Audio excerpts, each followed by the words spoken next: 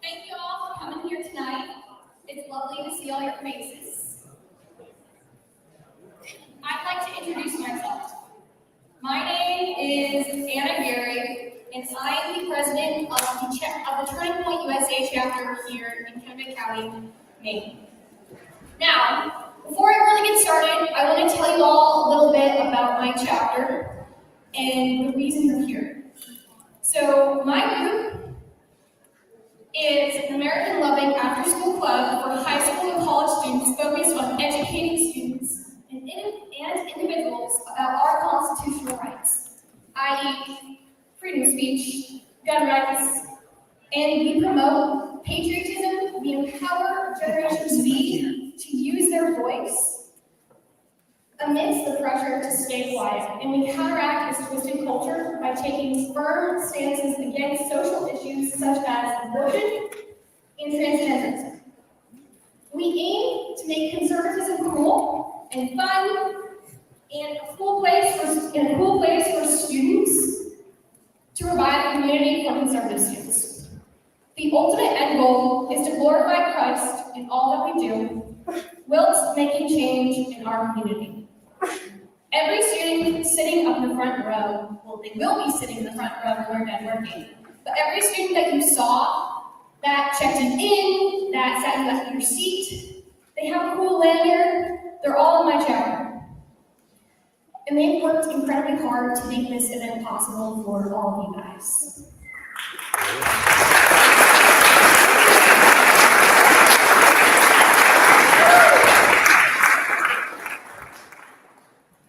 Now, this specific chapter is a part of a larger organization called Turning Point USA.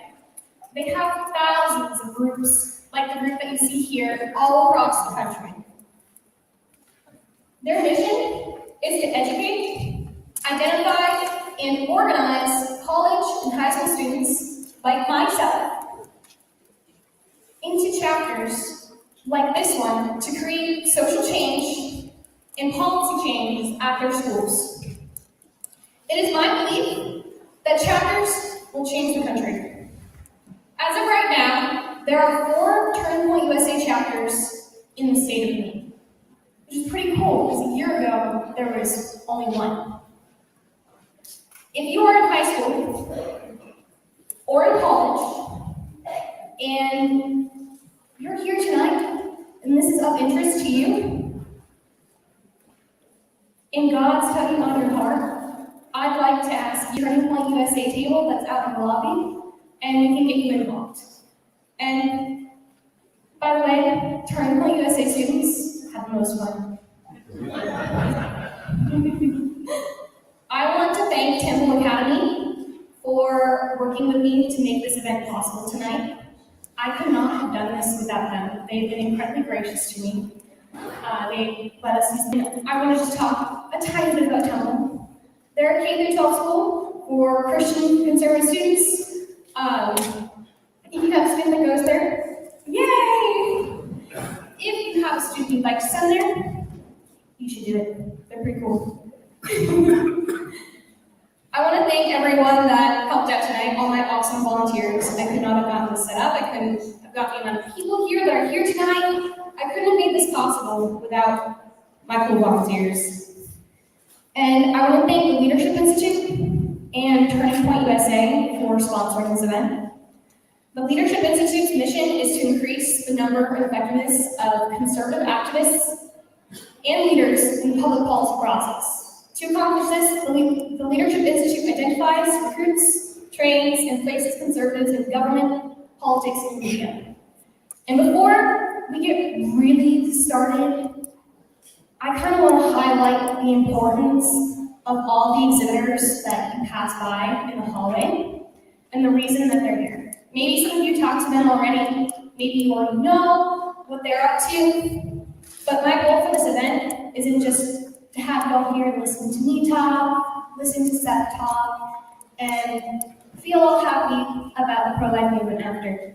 My goal is to get you all active in making change in pro-life movement.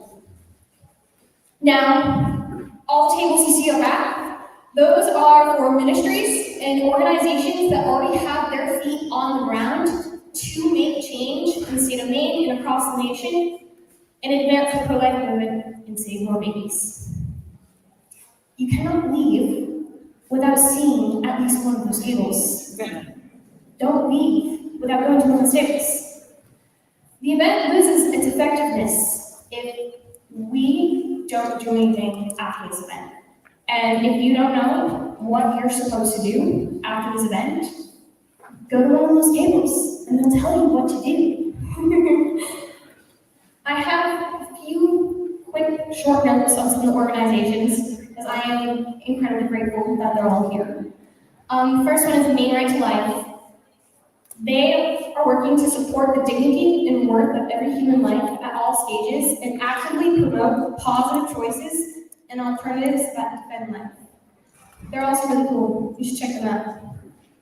Now, Lifehouse Maine is a faith-based nonprofit in central Maine, providing residential homes for expectant mothers and sheltering them from pregnancy and offering hope, support, and life skills while raising their babies through the first year. Kennebec of Midcoast, Maine is a pregnancy health center that's based out of Brunswick, Maine. If you're in that area and you'd like to volunteer, we'd love to have you go volunteer. The Zoe's Women's Center provides evidence-based educational, maternal, and infant care services in a respectful and compassionate environment. They accomplish this by, number one, meeting the needs of our clients, offering holistic services, and number two, sharing the love of Jesus in word and in deed. Health Choice Maine is a nonprofit focused on restoring and protecting the right to informed consent and parental rights, because they do not co-parent with government. I hope you guys don't mind it. The Truth for Health Foundation is here to provide truthful, balanced, medically sound, research-based information and cutting-edge updates on prevention and treatment of common medical conditions, including COVID-19 and other infectious diseases that affect health, quality of life, and longevity. To present faith-based integrated approaches to medical treatment, health and healing services that encompass all dimensions making us human: physical, physiological, emotional, spiritual, social, and environmental. Guys, my mouth dried up.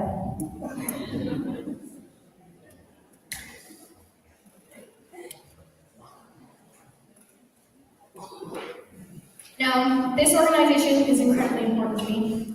It's called the Dinner Table. Maybe a lot of people are familiar with this. Their mission is to achieve a conservative majority in the Maine House of Representatives. Their vision is a free and more prosperous Maine where faith is honored, families flourish, and freedom is respected.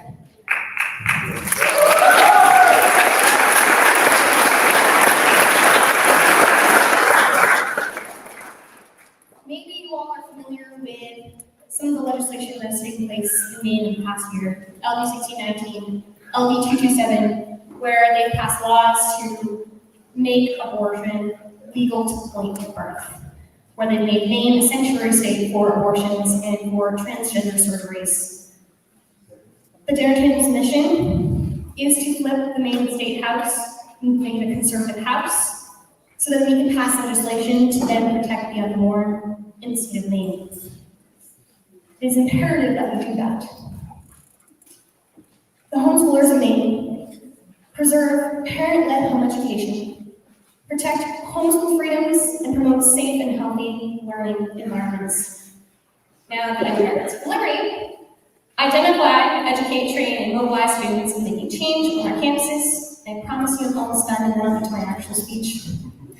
The Students for Life, for all you students out there who are pro-life, exists to recruit, train, and mobilize students and young adults to abolish abortion. The Students for Life groups we support and mentor on campuses are the key to achieving our sole goal of abolishing abortion. These pro-life student leaders across America are working to change the hearts and minds of their peers to save lives and recruit more young people to join the movement. So they're very similar to like the Turning Point USA chapter you see here, except for their focus specifically on the pro-life movement and abortion.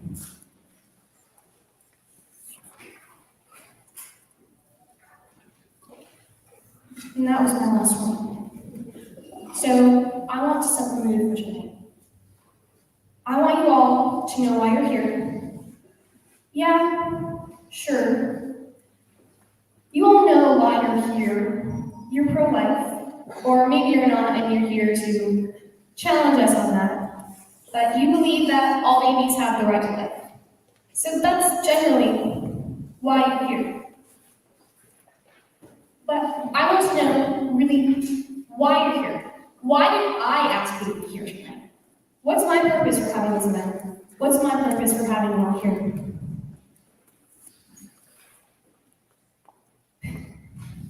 My question for you: do most of you believe that everyone has a God-given right to life? Okay. Now, do you believe in defending that right to life? Your job after tonight is to step up, speak up, and take action to defend the precious lives of children in the womb. We cannot be idle any longer. We can say we're pro-life, and we can say we love babies, we can say we love women. We can say all these things, but what are we doing to actively support women, to actively save the babies, to protect life that is so incredibly precious to us?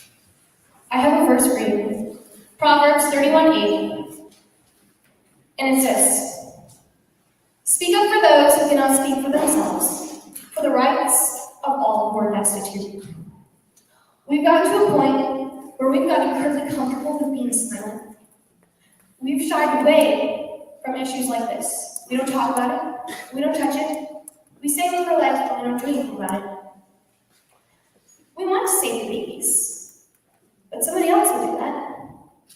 I don't need to take my weekend to go volunteer at the pregnancy center, or to go testify at the state house, make my voice heard, and actively stand up for the babies.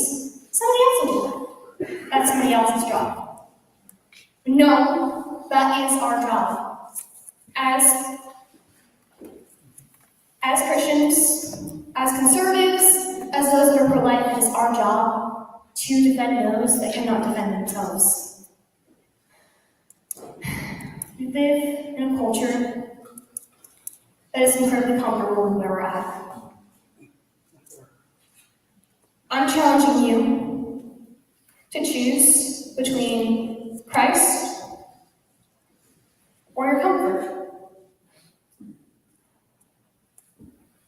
Are you willing to sacrifice your comfort for your Christ? Will you sacrifice a day on your weekend to again volunteer at the pregnancy center, to go to the state house, to even go vote pro-life, even donate a little money, that could have been your Starbucks coffee? They're woke, by the way.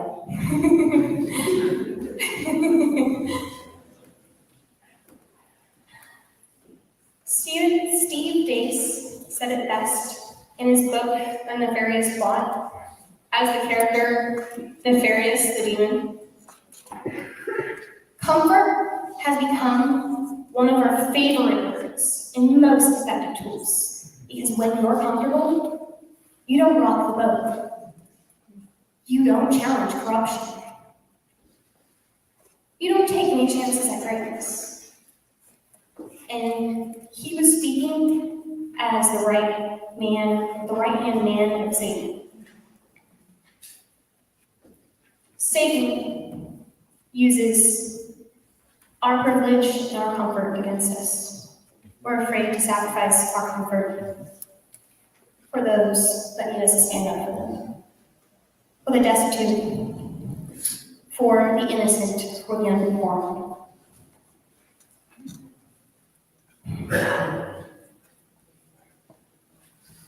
A lot of times, we don't take these issues to heart. Like, this feels like something that takes place far, far away, you know? It's not your neighbor, it's not your house, it's not your backyard, it's somewhere far, far away. Somebody else is getting an abortion. Somebody's talking to somebody into getting an abortion somewhere else. It doesn't happen. People really don't kill babies.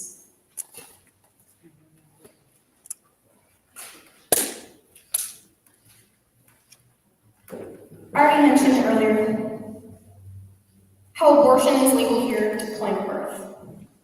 How other states can send their daughters here so they can coerce a young lady like myself, or like one of my friends who's pregnant, to come here and receive an abortion. It is in our backyard. It is in our backyard. Proverbs 24, 11 through 12 states, "Rescue those being led away to death.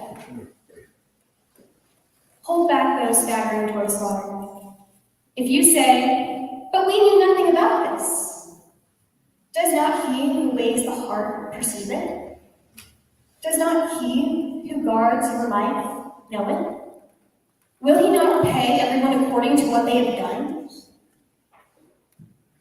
After tonight, after Seth speaks, you will be ignorant no longer. You cannot say, I knew nothing about this. I knew nothing about the horrors of abortion. I knew nothing about what happens to women. I knew nothing about just how horrific it all is. It breaks my heart to think about it. Recently, I had a friend who had a baby, and she happened to be in one of the situations that somebody who's pro-abortion would use as an excuse to have an abortion. She's young, not married, but she decided to keep her baby. And I get to go and see her baby all the time, and I can't imagine somebody choosing to end their life with something so precious, somebody who brings me so much joy and everyone joy around them.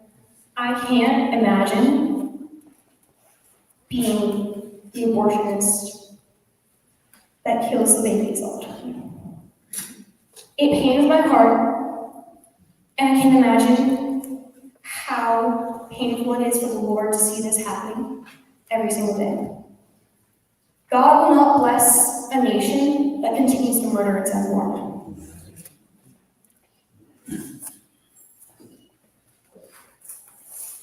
At the beginning of this past year, I chose a song as my theme for the year.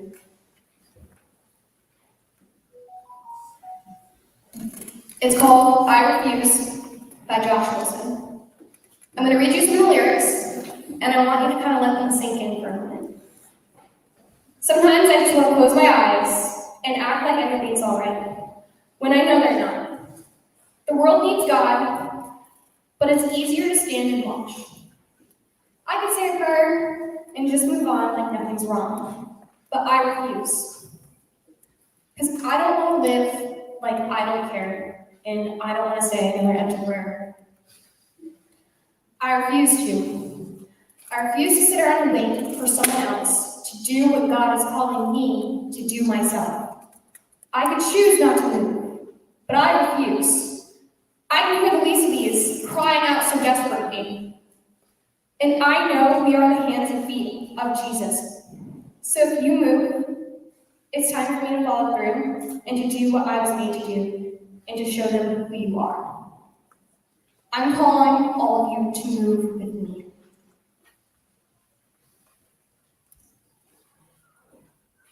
I would like to introduce your next speaker. Her name is Wendy.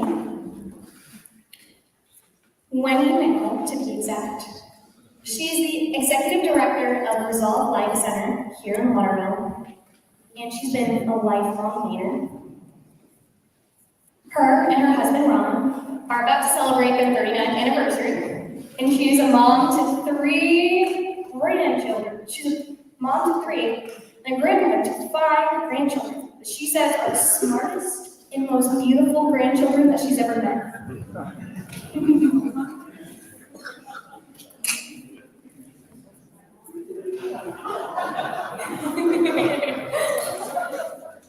Wendy volunteered for 2 years at First Choice Pregnancy Center before becoming the director in 2010.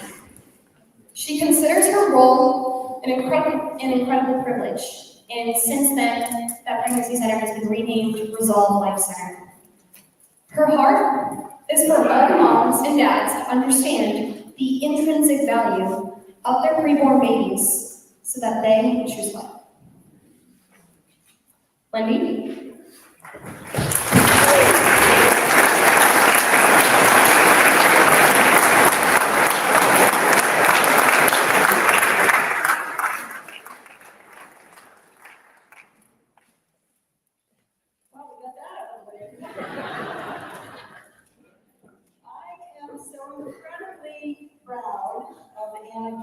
And her team, and they have just done a tremendous amount of work. And I don't know about you, but when I was 19 years old, I would not have been standing up here.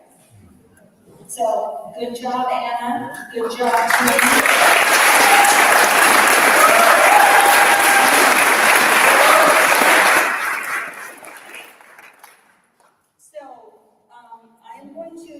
short what I was planning on saying because we have an incredible speaker, Seth, and we've had the privilege of hosting Seth here 2 other times, right here in Waterville, and you will be, trust me, you won't fall asleep, okay? If you have a tendency to nod off, you will not be sleeping tonight.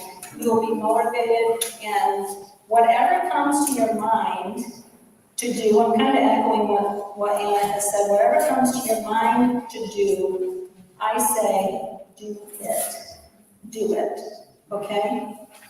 So it is a tremendous privilege to be the director of the local pregnancy center here in Waterville. It's nothing I ever planned on doing, it's something God asked me to do. And with fear and trembling, I said, okay, and here I am, 14 years later. We help moms and dads overcome obstacles so they will choose life for their babies.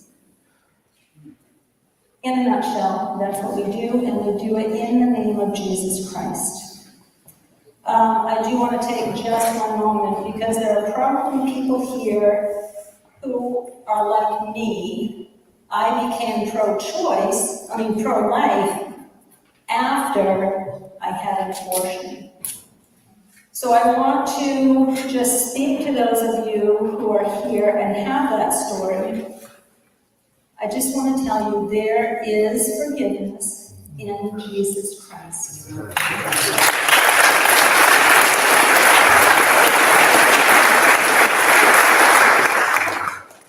I became a Christian, I understood that Jesus had forgiven me, but there was still something just so heavy in my heart because, abortion goes against how God created us as women. So there is this tremendous heaviness. And after I went through a post-abortion healing, somewhere in there I finally understood that not only did Jesus forgive me, but he paid the penalty for my sin on that cross. So he bore my shame in that process. I no longer had to be ashamed because he had already taken care of it. I think somebody here needs to hear that. So I'm briefly just going to go through the different things that we offer at the pregnancy center. Number one, everything we do is offered no cost to those that we serve. And the reason it's no cost is because so many of you and other people in the community donate.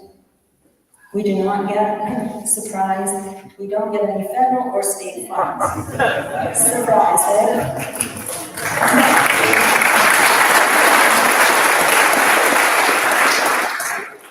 So we offer compassionate, truthful help. We do pregnancy tests, ultrasounds, options counseling, material assistance, parenting education for both moms and dads. And coming soon, we're going to be doing STD and STI testing. We actually have, believe it or not, contrary to word on the other side of the aisle, we actually have a medical doctor that oversees our medical aspect, and we actually have licensed nurses that perform the ultrasounds and will be doing STD, STI testing. Another thing that we do is sexual risk avoidance education, and that is to reach the children before they get in the situation of being pregnant when they don't want to be. And I hope that you'll stop by our table and talk with Tiffany. She is an RN who has been doing that education, and she has some incredible stories. And I think that what she does possibly saves more babies' lives than, or saves future babies' lives than what we might in the year. So it's an incredibly important thing, very, very thankful for that. So I do want to share just a couple brief stories because, it's kind of where the rubber hits the road.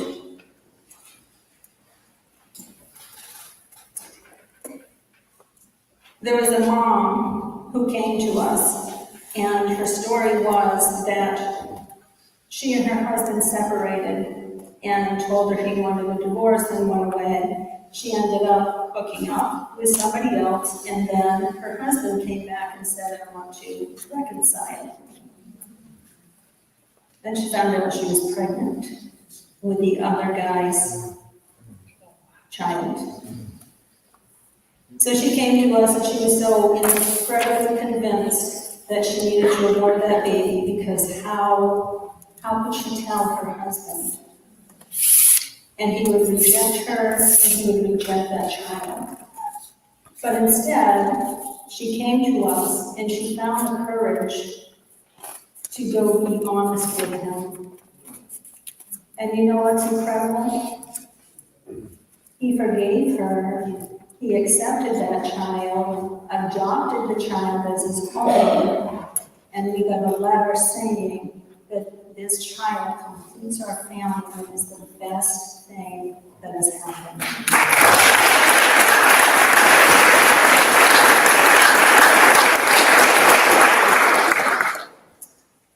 Recently, we had an open house because God did an awesome thing in providing a new location for us, and there were multiple people that came there. I was talking well, if you know me, you know that I can do that.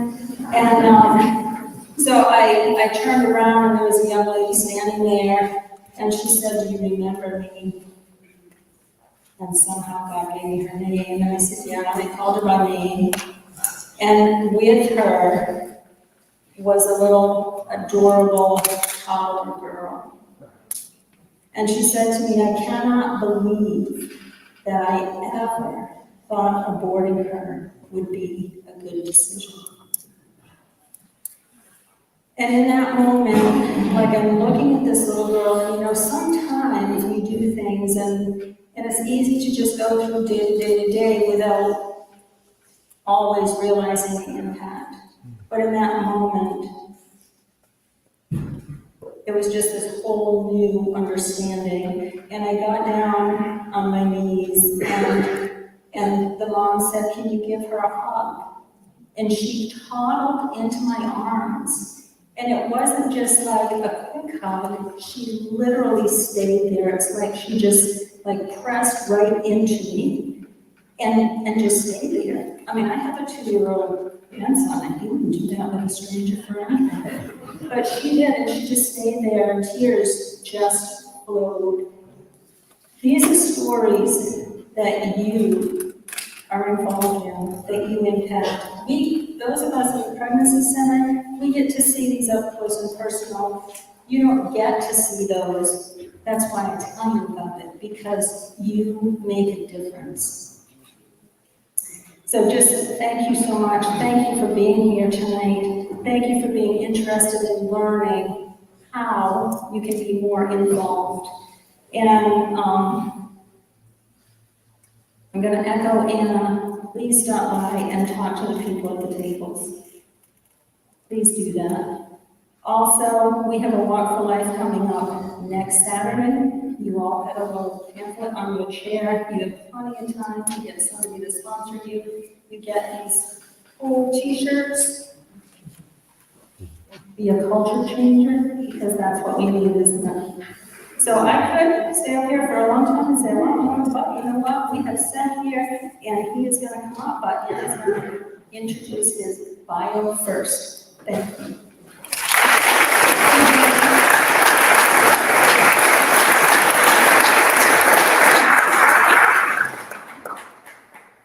Now, I would really like to introduce a personal hero of mine. Seth has been an inspiration to me. I learned about him about 4 years ago. He came up here for an event for Resolve Life Center.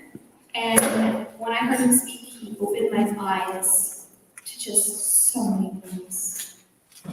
As the son of the Pregnancy Resource Center director, he was helping save unborn babies from abortion while still in his mother's womb. He's been a voice and a defender for preborn babies ever since. As a leading voice in the pro-life movement, he's spoken more than 300 times to over 500,000 people. He is the host of the Seth Gruber Show, formerly known as Unborn with Seth Gruber. and travels as a speaker to educate the public, discredit the opposition, and inspire the church to end the great evil of our time. He founded the White Rose Resistance in 2022, it's only about a year and a half old, which has quickly become the fastest growing pro-life ministry in America, and I've had the opportunity to volunteer with him.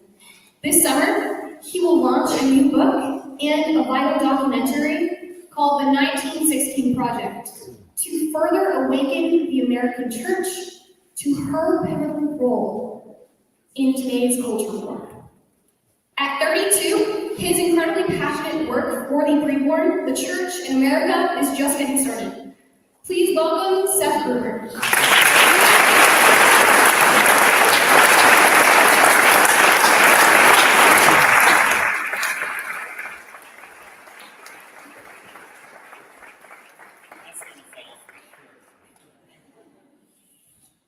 Good to be with you guys. Man, if we have like a lot more young people like that in America and in the church, wouldn't the country look a lot different? I guess if you get too political about trying to tear down the high places, you're called a domestic terrorist. To quote the White House press secretary. Remember that Bridge on here? Who can't define a woman, but also believes that Christians are the greatest and most extreme threat to freedom and democracy if they show up to a school board meeting because of the obscene pornographic sex said, not just in the school library, but sometimes in the curriculum. We need young women like that who are going to courageously stand against this culture of death. Do something. Just show up. Make your voice heard. Dissent. Learn to say no. Because sometimes when the church stands up, Satan sits down. And 2020 was a great example of this, by the way, with one of my earthly heroes, Pastor Ken Graves. Ever heard of him? He's that pastor that has a voice like a Greek god. Don't worry, I'm not a polytheist. He has a voice from the throne room of God. Let's just say that. Don't worry, I'm definitely a monotheist. We're all Christians here, for goodness sake. Remember that guy sued Janet, the little Milsey or whatever. Tell the church to shut up, keep your door shut. It's actually a very important point, and I want to weave that point throughout my time with you this evening, which is sometimes you just need to show up, and sometimes the church just needs to learn how to say no. We're not going to be a part of this. We're not going to play party to this. We're not going to be silent. And I know things seem totally insane and out of control, and I know you probably feel like if you're over 30, that like your grandkids might get raised in gulags set up by Bernie Sanders and Nancy Pelosi. I know it feels like that. But actually, I'm not kidding. Yesterday, I call her the grandmother of the abortion industry, Nancy Pelosi. Little grandma Moloch, just like going around with her cane, like, feed me more children. Anyway, but Nancy Pelosi, you didn't know we were opening with the company. Let's get up. She just said, I'm actually not kidding. This was either this morning or yesterday. Nancy Pelosi just said, just pissed off because she's not the Speaker of the House anymore. She said that voters like you are blocked from making good, rational decisions because their culture and their views on God. No, she literally just said this. She said, the people, they don't understand that they don't get that they're voting for things that are bad for them. I'm barely paraphrasing. And they're blocked from understanding how good us Democrats are with our roles, our views on women's rights. She used that phrase. It's a big deal. And weird trans spooky socialism stuff. But you're stupid little Republican MAGA, ultra MAGA. That's the new one. I'm not sure what that means. Because of your Christianity and your maybe more conservative culture, you don't know what's good for you. No, right? Do you understand that that's what she's saying? We do. Okay, now you're like, I thought this was a pro-life speech. This is the weirdest pro-life speaker I've ever heard. Okay, wait a second. So, how does a culture of death work? They ask for tolerance first. Okay. Then they want acceptance. Then they want celebration. Put the stinking rainbow flag on your building. Huh? Oh, we need more black people and sexual minorities hired because of DEI. And so we're just going to have to fire some white people. And you go celebrate it. And so what's the final piece? Always, historically, culturally, in how societies employ participation. Tolerance, acceptance, celebration, participation.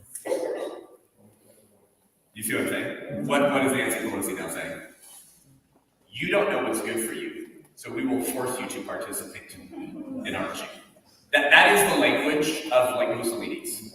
That is the language of Pol Pot's. That is the language of genocidal communists who believe that their tyranny is good for you. And we see this throughout the culture war in America today, and in the abortion industry as well, in this fight. Because you guys, the whole culture of death is all intertwined. You can't take off like the like baby killing box off the shelf and say, well, let's open that box and see like why they don't believe it's a person and how that happened, and that's kind of weird. And let's put the abortion box back on the shelf, and let's take out the sexualizing and diddling the kids box. Let's open that up, and let's talk about the sex ed in the schools. And the UN last year, remember 2023, when they said consent can be given as young as 11 years old, even though if it might not be recognized legally at the political level, consent can still be legitimate between 11-year-olds and adults. And so let's talk about how that happened, and let's put the diddling the kids box back on the shelf, and then let's take out the critical race theory box and open that and talk about the Frankfurt School in Germany with the German Jews who fled after Hitler showed they wanted to kill all the Jews, and so they set up the Frankfurt School, Columbia University, and so then those students became the founders of the radical hippie movement and the radical hippie movement, and then they later became tenured professors at university colleges. Let's put that back on the show. That's not how the culture works. Have you noticed that when any of those core sacraments or values or vices of leftism get compromised, they lose their freaking minds? Right? For example, Planned Parenthood last year announced that they are now the second largest provider in America of cross-sex hormones and puberty blockers. I just proved my point to you, by the way. Are they staying in their lane? Does Planned Parenthood just take out their abortion box and that's the only lane they stay in? It's all connected for them.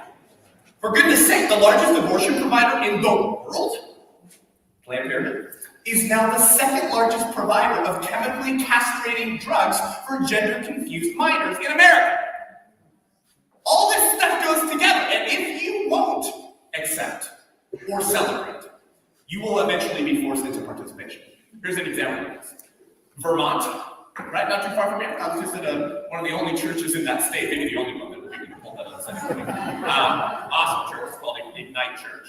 A little charismatic, okay? So, yeah, some people like that, some people don't like that, that's okay. Yeah, I promise I won't speak in tongues tonight.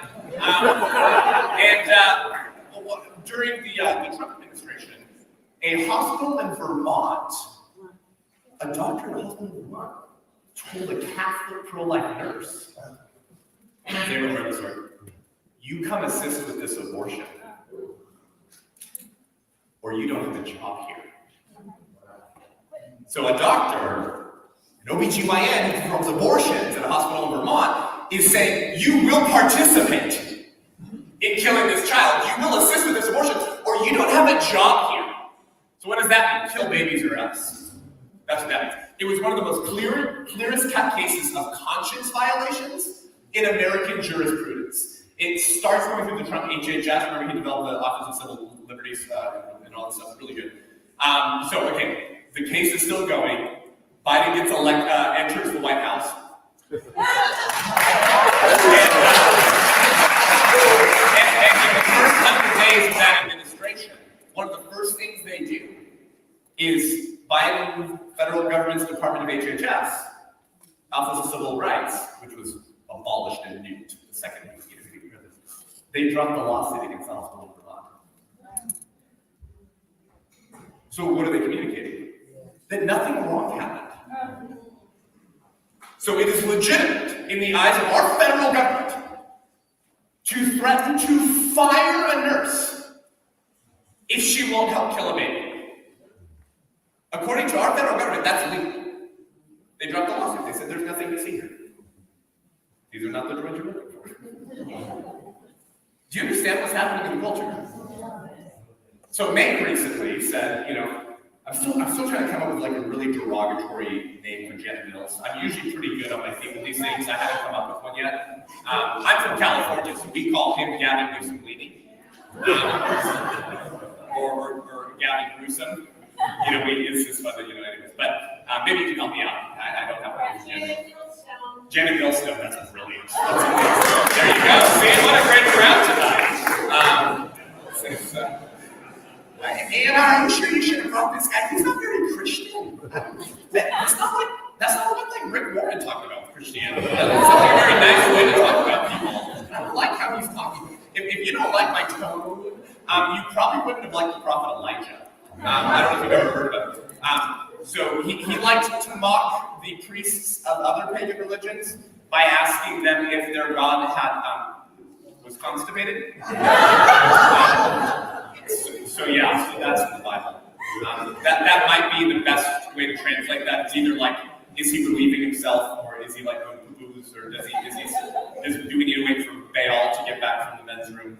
That would have been the best way to translate that section of the prophets of Baal, which is actually one of the theological, biblical frameworks I'm going to be talking about tonight.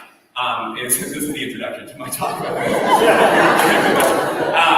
Is the ancient conflict that has been raging since time immemorial and is raging today in our polity and in our culture between Baal and Jesus Christ. Between the pagan gods of weird, kooky sex stuff and child sacrifice, which seem to always go together, isn't that interesting? And the King of Kings and the Lord of Lords who entered human history, the uterus, to redeem mankind from their sins. That conflict is still raging today, and it is the theological and spiritual conflict behind the quote-unquote culture wars. And this culture war we're in is actually a proxy war for a much deeper spiritual war. So we're going to talk about all that in just a second. Janet Mills, that's brilliant. Whatever sister said that, she is pretty close to her. And so when it comes to kids, and when it comes to babies, that seems to be one of the things God takes the most seriously. And we're going to go to Judges 6 in just 1 second, and we're going to go all sermony pastor on you in just 1 second. But this is the kind of the pinnacle sins, and they tend to be the sins and evils that cause God to give His people over to be ruled by those who hate them. And this is a very important thing for us to understand, as if you're a pastor, if you're an elder in a local church, if you're a Christian teacher here at the school or another Christian school, or if you're just a lay Christian. We have been being told by our theological betters. I love this podium, by the way. It's like I have something to make emphasize. We've been being told by the Gospel Coalition and Christianity Today, and our seminaries and our Christian colleges. Sorry, it's a Freudian slip. It's when you say one thing but mean your mother. That we as Christians should just preach the gospel. I don't know what that means, by the way. And so tell people Jesus loves them, proclaim the gospel. But fold like a cheap suit when evil comes knocking at your front door of your city, your culture, your county, your state, to target children with an alternative religious agenda. Don't talk about that, because if you do that as a pastor from the pulpit, you might be perceived as political. And so then maybe the progressive, who's by the way, we should call them regressives. I don't even follow my own words rules. There's nothing progressive about the secular progressive moral revolution. It's in fact a regressive moral revolution, and all of their ideas are not more modern, they're far more ancient than those of a revolutionary founding father. So a regressive moral revolution, that's right, or whatever, maybe someone gender confused, or maybe someone that just really likes Janet Millstone. If they come visiting your church and you start talking about political public issues and applying the gospel to them, they might be really offended, and so they might not come back. So you spoiled your evangelism opportunity. We've been being told this for decades by our pastoral and theological betters. Pastor Tim Keller, famously said that. I'll paraphrase that. He basically said, I can show you the article he wrote Christianity Yesterday. Years ago, Tim Keller wrote a piece about how, do you know who Tim Keller is? It was called the C.S. Lewis of the 20th century, 21st century, I'm sorry. And he passed it last year or so. But Redeemer Presbyterian Church in New York City. And by the way, I've done my research on one sermon on abortion, where Tim Keller calls it child sacrifice to Baal and Moloch. and the same demonic spirit that is manifesting in America today. Yes, grace, love, and forgiveness to men and women who've got abortions. You need to be healed and redeemed and set free. Yes, you can kill a human being and still be forgiven. That's the story of Paul, Saul, okay, David literally murders a chick's husband to hide and cover up his own sexual sin. Listen, if there's grace for King David, there's grace for you, amen, whatever. But like, where's the sermon from Pastor Tim Keller that this is demonic child sacrifice? That sermon doesn't exist. And he argues, he was probably one of the most influential evangelicals of the 21st century. Okay, like, you go to your friend's house, you go to the Christian book section, Tim Keller's book section. And he argued that, he said a woman had come to his church one day who was an attorney for the ACLU and pro-choice. And then she got saved over years of being in the church. And she came to Pastor Tim Keller one day and said, "Is something wrong with abortion?" Yeah, exactly. It's a skin that she even had to ask it. And he goes, yeah. And she goes, so you're pro-life? I've done a whole podcast episode on this whole thing. I can give you the article where Tim Keller wrote this. I know some of you don't like it right now because you like his books. Hey, I read some of them too. It's okay. And he said that she told him, if I had seen any literature on pro-life or a message on pro-life coming to this church, I never would have come back. Then she told Pastor Tim Keller, but if it's wrong, you should certainly say it's wrong. I'm just glad about the order in which you did it. In other words, don't preach against pagan child sacrifice evils from your pulpit. Don't mobilize your congregation as the pastor, because then the ACLU attorney might not come back. So it's not on the Holy Spirit to bring conviction through your message. It's on you to manufacture the situation in which conviction and repentance of sins happens. That's the takeaway from that story.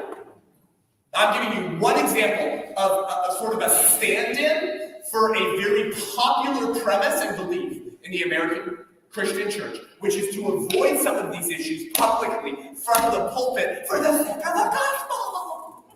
So according to Pastor Tim Keller, clerical silence in the face of child sacrifice is an acceptable means of evangelism. So just be silent on those issues. Don't address them. Tell people Jesus loves them. But don't get political. What if I told you it's the other way around? It's because of our silence on these issues as Christians that we have become irrelevant and are now losing attention.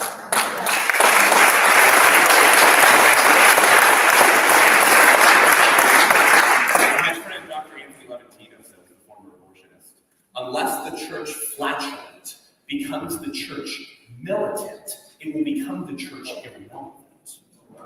By the way, I'm not saying to pick up arms and go murder Democrats. Militant meaning like militant in your fervor and passion for truth and the faith. People always confuse that. He's like, you just used the word militant, church. Like, no, that's not what I meant. But if anyone tries to, shoot me or anyone else for tonight, you will be dropped like that. Okay, so just you're visiting tonight. Did you just say last night it was pro-life? And anti-God? No, actually, being pro-life means you oppose intentionally killing innocent human beings.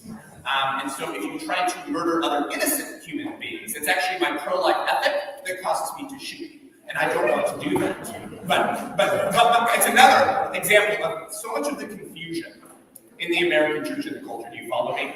And you got people like Russell Moore, the editor-in-chief of Christianity Yesterday, who opposes gun control legislation, but he calls himself pro-life. Our theological betters in the evangelical church are blind guides, actually.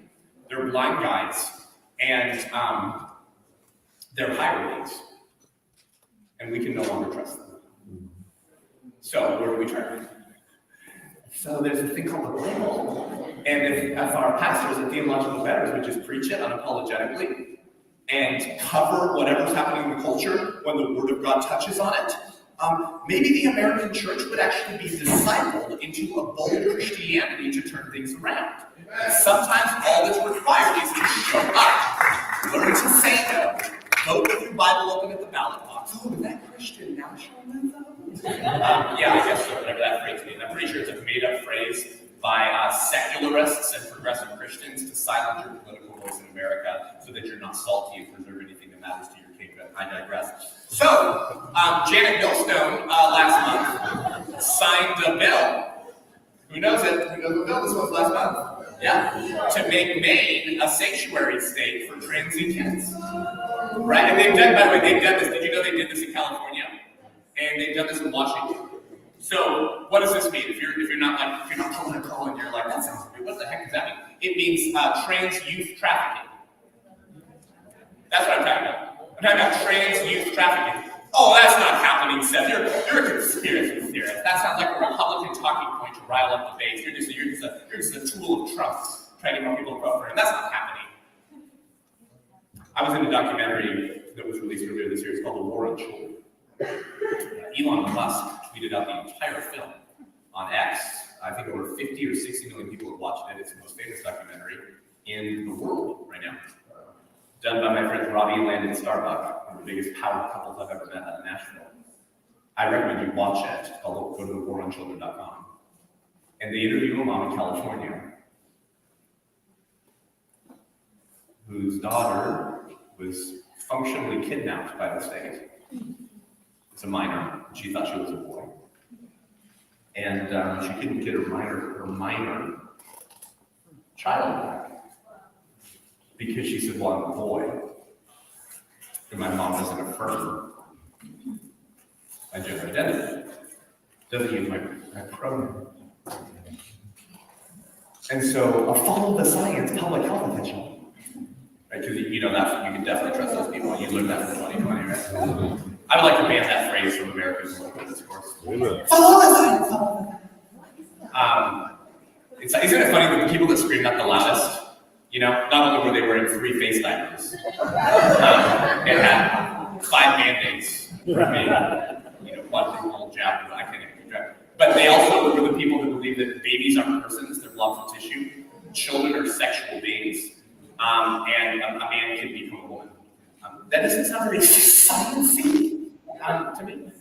But anyways, if a follow the science public health official in California determines that a parent is an emotional health risk to their minor kid by not affirming their gender identity, then that minor can go to a state-run facility and they will harbor your child. And this happened to this mom in the same documentary that I did. She could not talk to her child. The facility would not release her daughter. And her daughter ended up killing herself. So if you think that I'm a conspiracy theorist, that's not really going to happen in America. I'm telling you, it's already happening. A couple in Montana recently lost their daughter as well. And they went on the Alan Stuckey show and they were arrested for sharing their story because of a gag. This is happening in America right now. And your Millstone governor signed a bill not 3 weeks ago to enable what happened in California to happen here too. Oh, and if police officers pull anyone over and discover that they're someone that's not a parent is taking a minor to go get transgender drugs, probably provided by your local Planned Parenthood, then he can lose his job. The police officer. First they wanted tolerance. Now we've come full circle. Then acceptance, then celebration, then participation. So a few police officers will participate, a few pro-life nurses will participate. And the most recent attempt has been to shut down pregnancy resource centers for sharing dangerous misinformation. And their new phrase, like straight out of George Orwell's 1984, is called malinformation. Do you know what do you know how the left is defining malinformation? Accurately true statements, but put in a context by conservatives that can be damaging to our political regime. I'm paraphrasing a little bit, but no, I'm serious. Like malinformation is like, well, the statement's true, but like the way you're saying it, and like the spin that you're putting on it, it makes people confused. And by that, what they mean is it makes them red pill, less likely to vote for the left, is what they mean by that. So So it's true, but it's really damaging to the liberal establishment, so it's malinformation. And the attempt from Elizabeth Warren, the Indian warlord, has been to shut down pregnancy resource centers as the dangerous spreaders of misinformation. She said that publicly, not one day after Roe v. Wade got overturned in 2022. And she said, regarding Wendy and pregnancy centers like hers, she said you shouldn't be allowed to torture pregnant people like that. Now notice pregnant people, not women, right? Because apparently I can birth a child out of my urethra, right? Apparently men can have children. So they're not women anymore, they're pregnant people. Right? Like, all right, Indian, all right, Elizabeth Warren, all hail. That woman is straight out of the pit of hell. So anyways, where was I? Oh yeah. So we will eventually move to forced participation.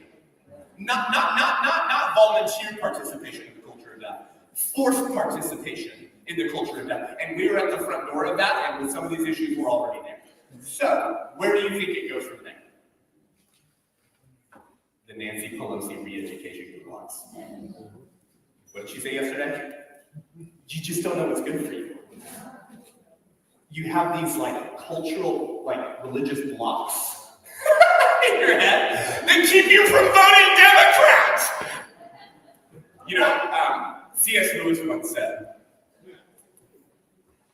of all the tyrannies, a tyranny exercised for the good of its victims is the most oppressive. It may be better to live under robber barons than under omnipotent moral busybodies. The robber baron's cruelty may sometimes flee. His cupidity may at some point be satiated. But those who torment you for your own good will do so without end, for they do so with the approval of their own conscience. Do we need more C.S. Lewis voices in the culture in America today? That guy was writing those things in the 40s. For goodness. All the tyrannies, a tyranny exercised for the good of its victims may be the most oppressive form of tyranny. Nancy Pelosi said that yesterday. So what we're dealing with is not just one among many issues or two among many issues. Why do you make so much of abortion and transgenderism stuff? Why do you talk about that so much? And literally, I get regressive revolutionaries on my Instagram and social media saying, the reason Seth talks so much about abortion is probably because he never gets laid. And the reason he talks so much about transgenderism is probably because he has a child porn on his own computer. Those are the two number one attacks I get the most from weird, kooky, leftist revolutionaries on social media. What's my point? Do you see what's happening here? If you come after their core sacraments and vices, the thing they care most about, they will attack you and smear you in the most disgusting ways possible. Why? Because these are their sacraments. You, Christian, need to begin thinking about the culture war as a proxy war for a far deeper spiritual. So now that you're so encouraged about the political moment that we're in America, hey, buckle up, it's more dangerous than you thought. As one of my heroes, Pastor Doug Wilson, says, why would we raise our children to be dragon slayers and then complain when there's dragons for them to slay? Buckle up. It's more dangerous than you thought. But my point is this, we're in this position not because we got too political from our pulpit and church, but because we abdicated and were silent on the issues closest to the heart of God. So, I want to go to Judges 6, because some of us feel like this insanity in America is unprecedented. Does anyone else feel like that? Like, this is crazy! What the heck? But it's not. Actually, none of it is unprecedented. We're so fat on liberty and freedom in America that we assume sometimes that liberty is perpetual. It will just continue forever. That's not true. The only thing that's unprecedented is the silence and cowardice of the blood-bought bride of Christ. That's the only thing that's unprecedented. Where Christianity went, child sacrifice ended. Where Christianity went, children had rights. It couldn't be used as temple prostitutes and the sexual gratification of depraved men. Where Christianity went, women got dignity and protection and couldn't be beaten by their husband with no form of legal recourse. Where Christianity went, slavery ended. Western civilization itself is a byproduct of Christianity and Christendom. So what's unprecedented? Our silence in the American church. The norm, historically, is that where Christianity, where the gospel is preached, social transformation followed. So if we no longer have cultural, political, and social transformation, maybe it's time to move to the mirror. So in Judges 6, we find these two same sins that have been linked since time immemorial. The sins that the Tim Kellers and the Rick Warrens will never deign to preach against.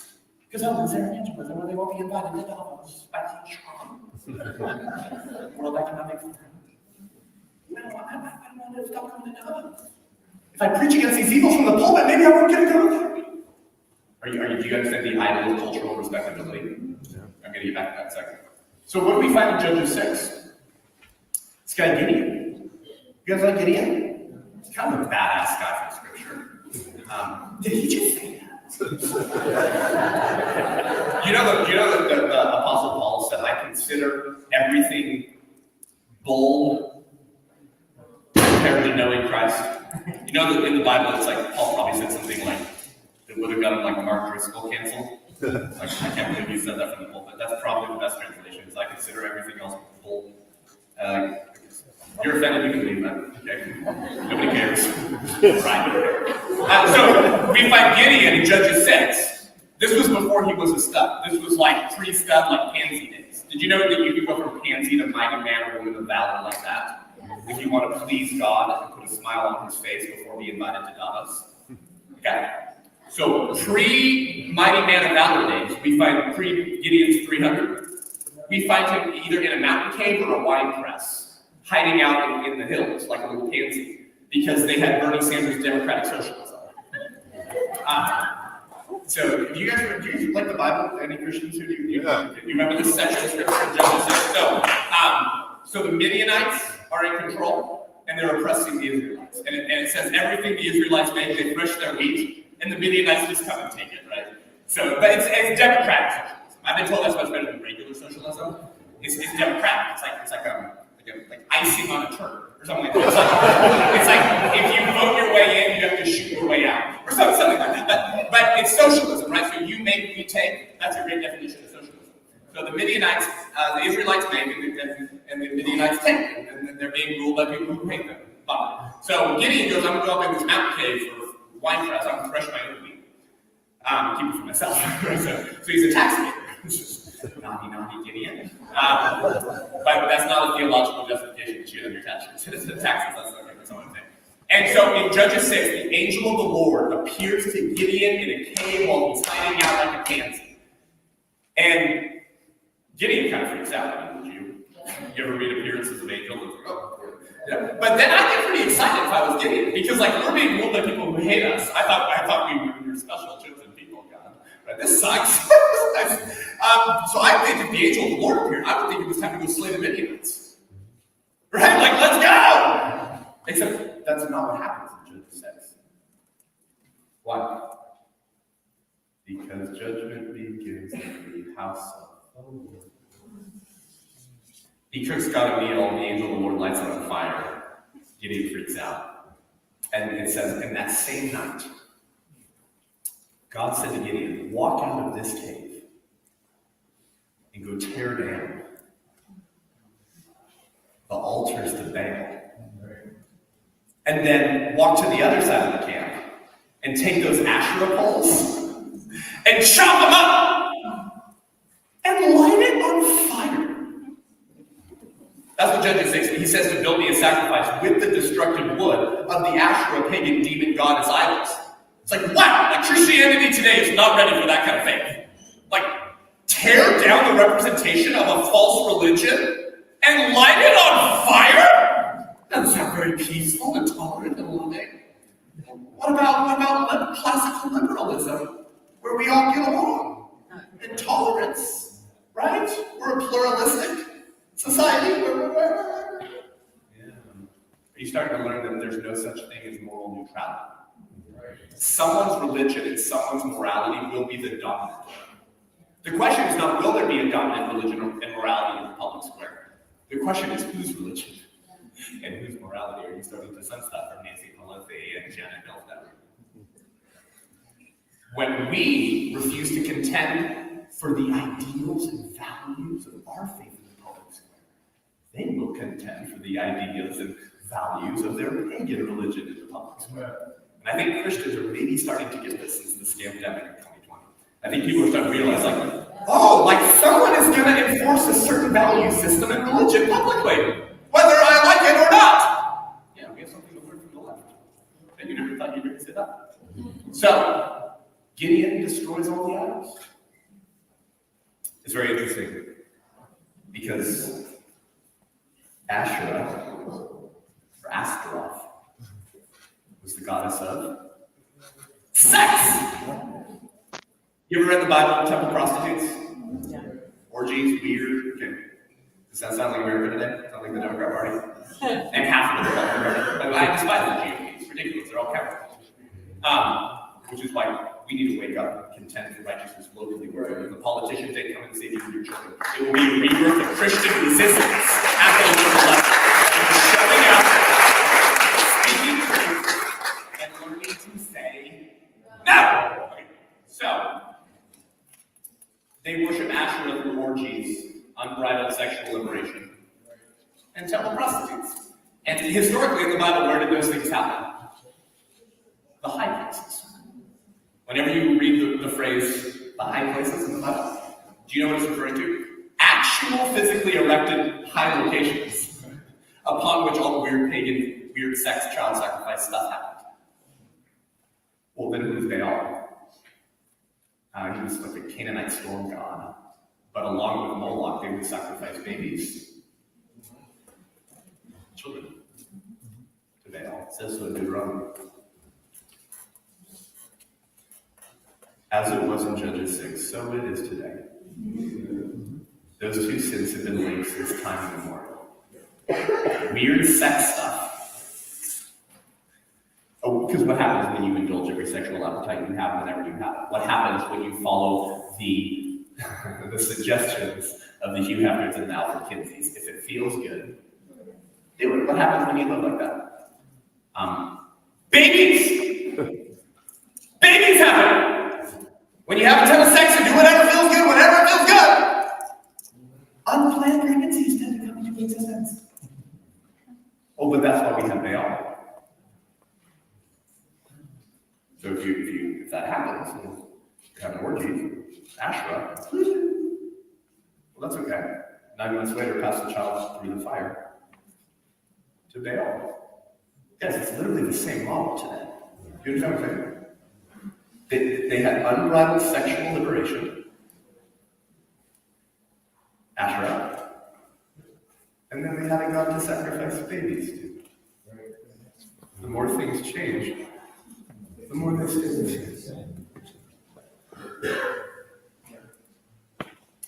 Baal requires Asherah. They are two different sides of the same child commodifying coin. So who's the largest abortion provider in the world? Who's the largest provider of obscene, pornographic, comprehensive sexuality education in America's public schools? Planned Parenthood, and they say so on their own website. By the way, I have a book coming out in August. It goes to pre-order in about 3 weeks. It's called The 1960 Project, The Lying, the Witch, and the War We're In. And it's going to expose and give you all the citations to blow the cover off of the sexual, regressive moral revolutionaries and their diddling the kids' baby sacrifice agenda that they've been trying to hide from you and lie to you about. I did way too much homeschool nerdy research for you to not read this book, and it's going to equip you to understand how we got here. Okay? Yes, I was homeschooled. Are you surprised? So, these two sins have been linked since time immemorial. Weird sex stuff and child sacrifice. It's the same model today. And if you think it's a coincidence that the number one abortion provider in the world, Baal, is also the number one provider of the obscene, sexualized children, pornographic, comprehensive sexuality education in public schools, Asherah, I've got a bridge to sell you in Brooklyn. Of course those two sins have been linked since time immemorial. So of course Planned Parenthood can claim both the Asherah mantle and the Baal mantle. Sex ed is their sales funnel, abortion is their product, and your children are their prospects. It's a sales funnel. Because if you hang out on the Asherah side of the camp long enough, you'll eventually need to walk into a Baal clinic and eliminate the product of your sexual irresponsibility. It's been said that if it's true that the hand that rocks the cradle rules the world, it's equally true that the hand that wrecks the cradle ruins the world. Yeah, that would preach. What's the point? If you could ruin young children, corrupt them and destroy their innocence, if you don't get to lynch them in the womb, they'll be easier to control. You'll own the next generation, and they'll eventually kill their own children. So sex ed is their sales funnel. If you think I'm jesting or trying to rally you up into a frenzy to donate to the pregnancy center, let me prove it to you. In 1973, the president of Planned Parenthood, Alan Guttmacher, who took over from Margaret Sanger when that demon died, Alan Guttmacher is now the president of Planned Parenthood. It's January 22nd, 1973. Roe v. Wade was just decided. A reporter walked up to the president of Planned Parenthood. This is documented. I can freaking prove it. And asked the president of Planned Parenthood how he was going to secure this victory moving forward. In other words, you just legalized abortion through point of birth in all 50 states, Mr. President of Planned Parenthood. How will you secure and protect the victory you just won in perpetuity? Guess what the president of Planned Parenthood said to that reporter? 2 words: sex ed. Yeah, I don't sound so kooky anymore, do I? Why would he say that? Because those two sins have been linked since time immemorial. Planned Parenthood requires sex. Baal requires Asherah. It's the same thing. 3 months later, in May of 1973, 4 months, the president of Planned Parenthood wrote an article in the Washington Star on May 3rd, 1973, and he said the answer to winning the battle for elective abortions once and for all is sex education. Just in case you missed it, the answer to winning the battle for elective abortion once and for all is sex ed. Now, if you're like, God, this guy's so weird, like what's wrong about the biology of the birds and the bees? What's wrong with that? Why do you keep going after sex ed, Seth? Because that's not what sexuality education is in American public schools. It ain't the biology of the birds and the bees. It's one of the liturgical arms of the religion of humanism. It's how they disciple the next generation into their ethic, into their religion. And I have the unfortunate job description of having to read a lot of this curriculum and see why mama bears and papa bears are showing up to school board meetings pissed off. Right? You see that like grassroots movement in 2020, 2021? It's still going on today. Hundreds of people out the door in lines outside of school board. Why are they pissed off? Because of obscene sexual content in the elementary and junior high school library, but also sometimes in the sex ed curriculum that they have to go through in health class. And so what does this curriculum touch on? Gender theory, transgenderism, abortion, every way to do it, all in there. Do you know it teaches minors how to circumvent the law and get a judicial bypass to get an abortion without parental consent? It's sex ed curriculum for minors. Do you understand what I'm saying? It's not about the biology of birds and bees. It's how they disciple the next generation. If it's true that the hand that rocks the cradle rules the world, it's equally true that the hand that wrecks the cradle rules. It's the Great Commission flipped upside down. They took our strategy that we were given by our king before he ascended to the utmost, to the very ends of the earth, teaching them, baptizing them, and then teaching them to obey all that I command. They have done a better job discipling the next generation into their pagan religion to the very ends of the earth than we have done for pure and undefiled religion in the Common Forever.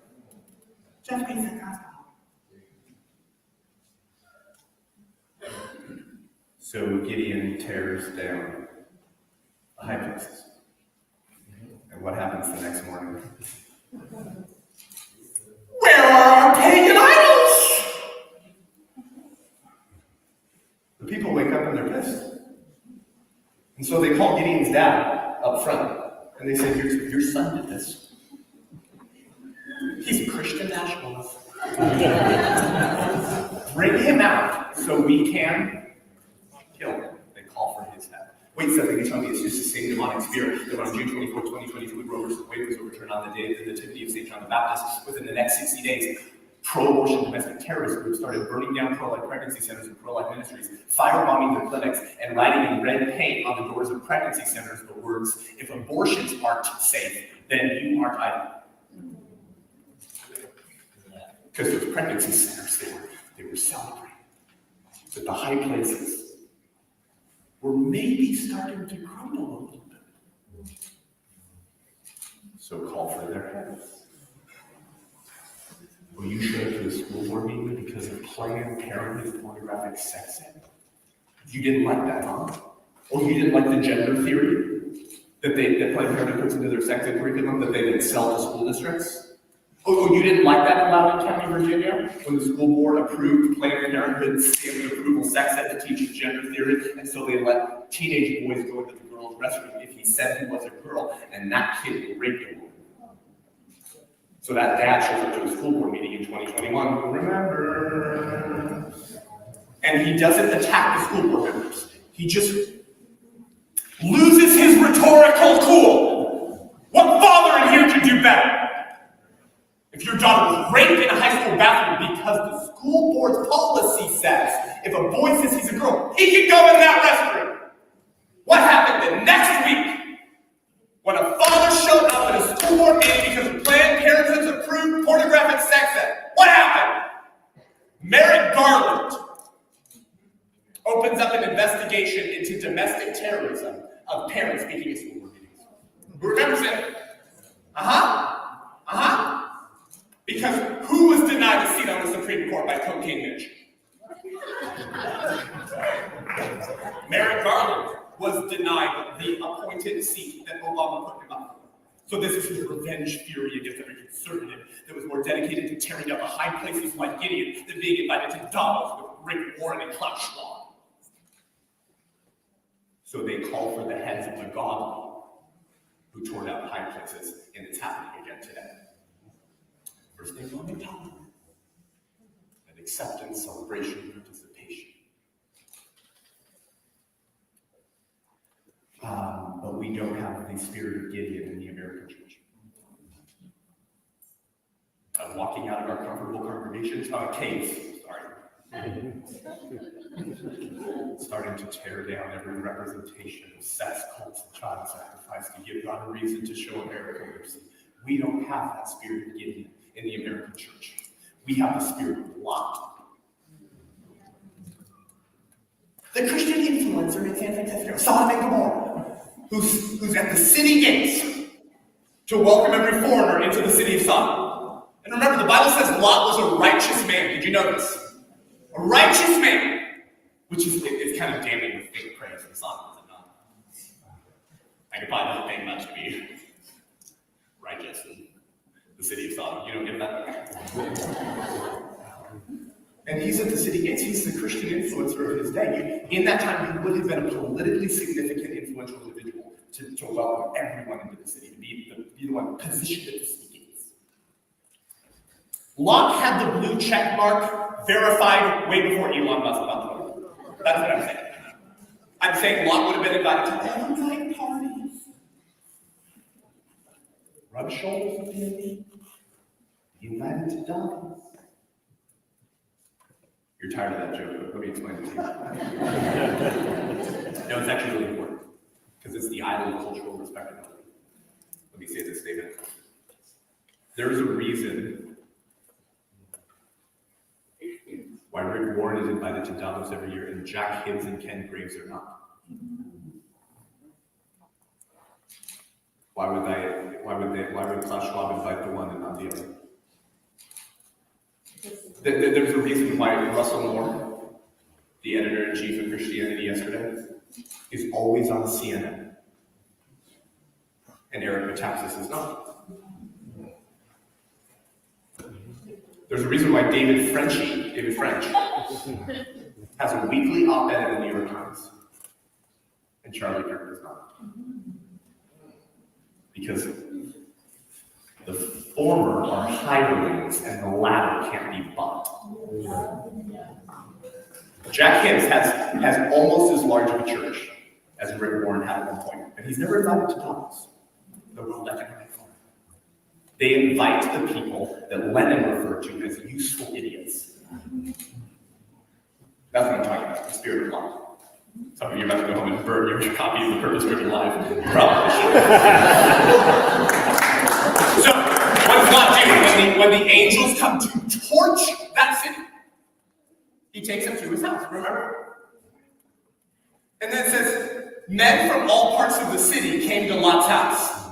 Do you know that's what the Bible says, all parts of the city? Well, gnarly. So, yeah, it's Sodom. So every part of culture is descending down, targeting, coming to the righteous. Lot is called the righteous man. Every part of the culture of death descending down onto the remnant. We're here. Does that feel like America in 2024? Have I not made my point for the last, goodness gracious, what time is it? Do you understand what I'm saying? So he takes him into his house, and then what do those men say? Bring those people out so we can have sex with them. What? Well, they're not men, they're angels. You understand why God wanted towards Sodom now? These people want angel sex. Okay? But lots of righteous men. He walks out on his front porch. And he says, brothers and sisters! Hey! Have you ever called someone a brother and sister that wants to bang angels? I have. I generally don't refer to people who want to have sex with angels and like Nephilim stuff as like my brothers and sisters. Oh, hey! Hey, brother and sister! What the? Now, hey, don't be a jerk. Like, don't use the fact that you're born again and have the truth as an excuse or justification to be gratuitous and be an ass. That's not Christian. Don't do that. But let's be clear about what's true and what's false, what's good and what's evil, what's light and what's dark. Who's in the family of faith and who isn't? Brothers and sisters? But hey, Seth, I don't really like your tone. It's not what you said, it's more how you said it. Fine, whatever, take it over to Elijah. But Lot is willing to say some truth, is he not? Let's give him a little credit. You're right, the Bible does say he's a righteous man. He was willing to speak truth sometimes. What does he say after he calls that brother? He says, do not do this wicked and abominable thing. So he calls their actions wicked and abominable. My pastor preaches a pro-life sermon once a year on sanctity of human life subject. He speaks truth and he condemns evil sometimes. We have a lot of Christian influencers, authors, music artists, and pastors who are willing to critique and criticize the culture of death, sometimes and only to a certain extent, but not enough to be a threat. Why? Because they want to be invited to the parties and so on. Because they want to keep their 501c3 status.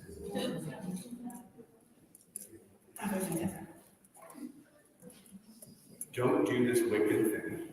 Okay, cool. Yeah. You know what comes next. And then Lot says, here are my daughters, my lords. You can have sex with them instead. That's what Lot says when the mob. First they wanted tolerance. Participate, Lot. Participate. Give us the angels. No, I won't give you the angels, but here are my daughters. The testing point of every man is his ability and willingness to defend his own. especially when it's your family and when it deals with children.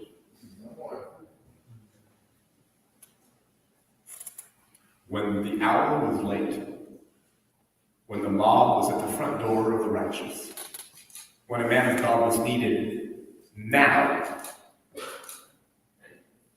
Lot offers up his own posterity on a silver platter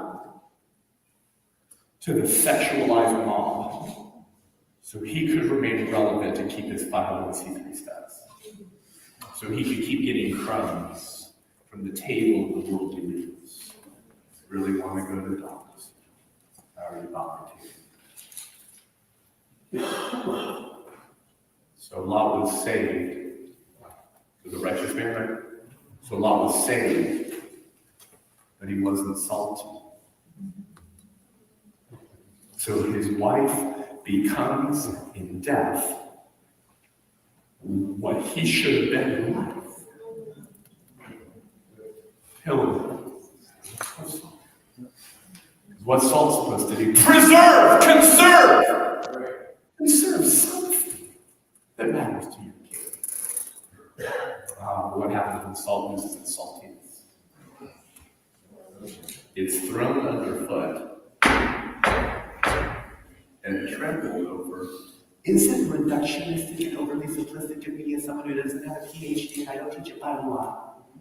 To say maybe the reason it feels like the church is being trodden upon in America is because we have lost our saltiness.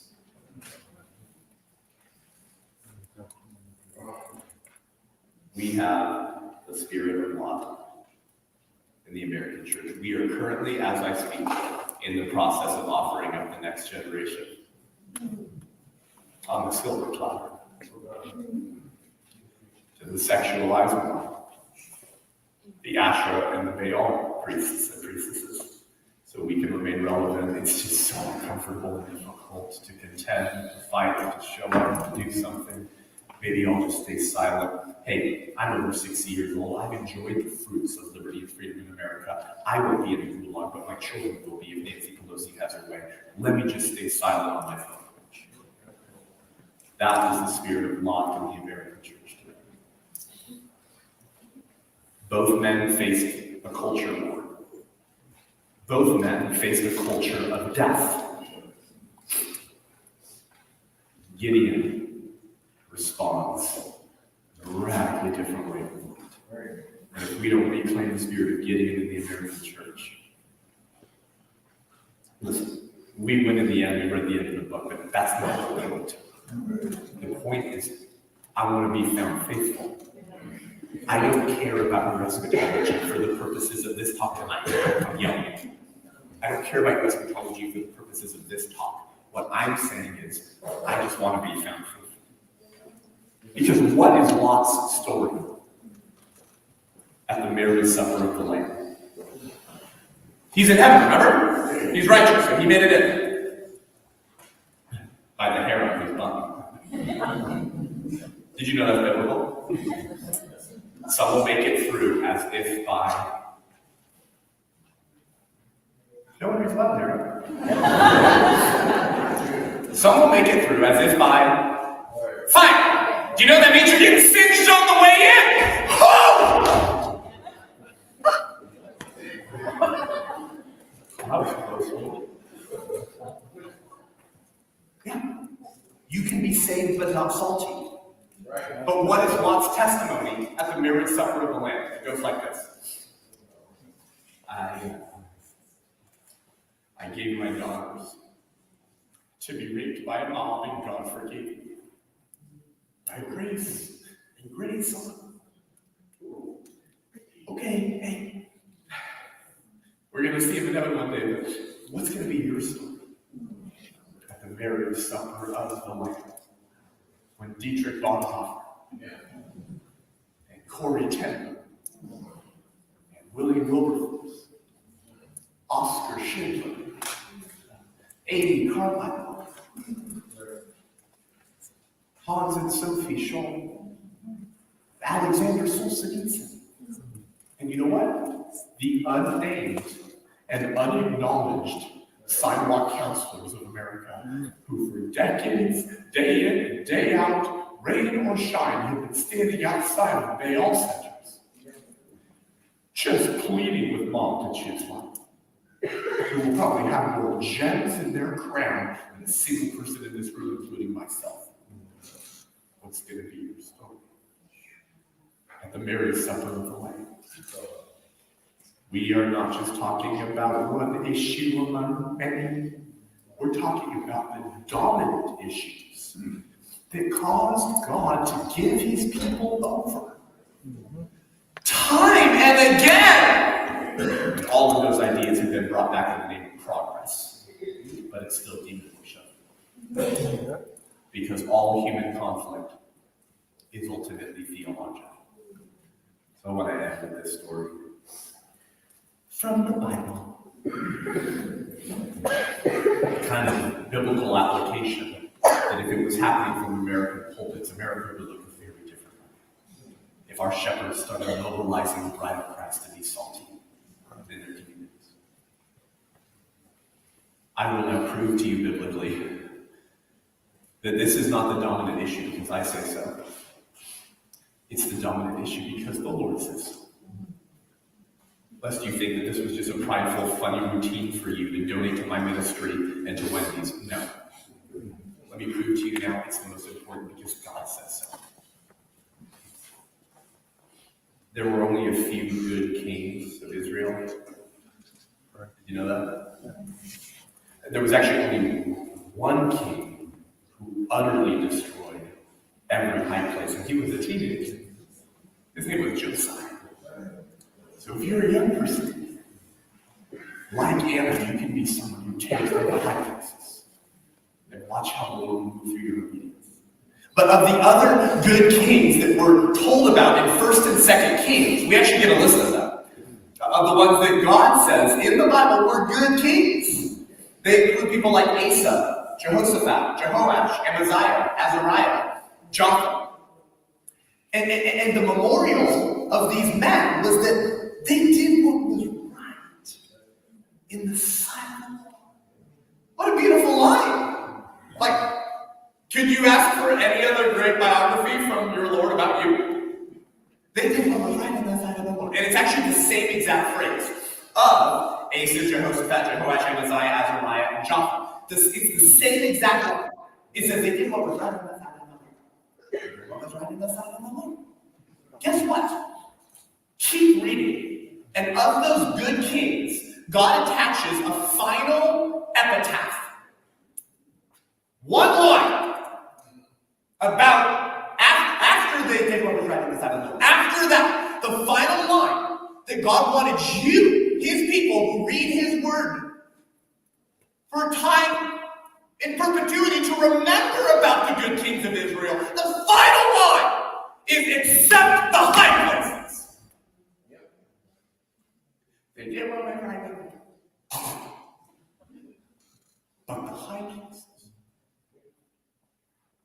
But the high places were not taken over. Weird sex cults, child sacrifice.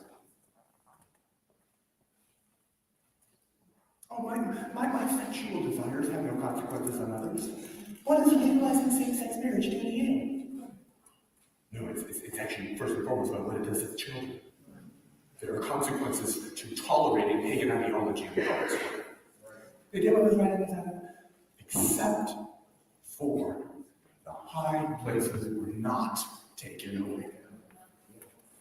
My mentor, Dr. George Grant, puts it this way: each of these kings ultimately failed despite their good works and good intentions because they did not utterly destroy the idols of the land, and bit by bit, that idolatry eroded their culture until one day it completely destroyed their culture. First, they wanted tolerance, acceptance, celebration, participation. We were at the front door of participation in 2024 in America. You'll recall that after years of tolerating, accepting, and participating in sexual idolatry and child sacrifice, what happens to Jerusalem? They are sacked, pilfered by Nebuchadnezzar and his captain of the guard, Nebuzaradan. who, along with the Chaldeans, utterly destroy the house of the Lord and all of Jerusalem. And so the Babylonian captivity begins. Each of these kings ultimately failed to serve their society as prophets and priests, guiding and guarding the land. Let me be clear. You can be a good king who even does what is right in the sight of the Lord, but if you refuse to do the false religion, wreaking havoc, children, babies, social fabric, and you tolerate such evil and you give it quarter, you will be remembered not for your good works. You will be remembered for the evil that you gave free rein to.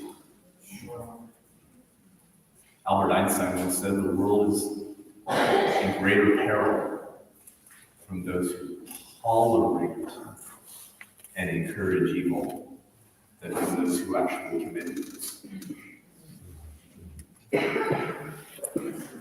Knowing why and how our culture is wrong is not enough.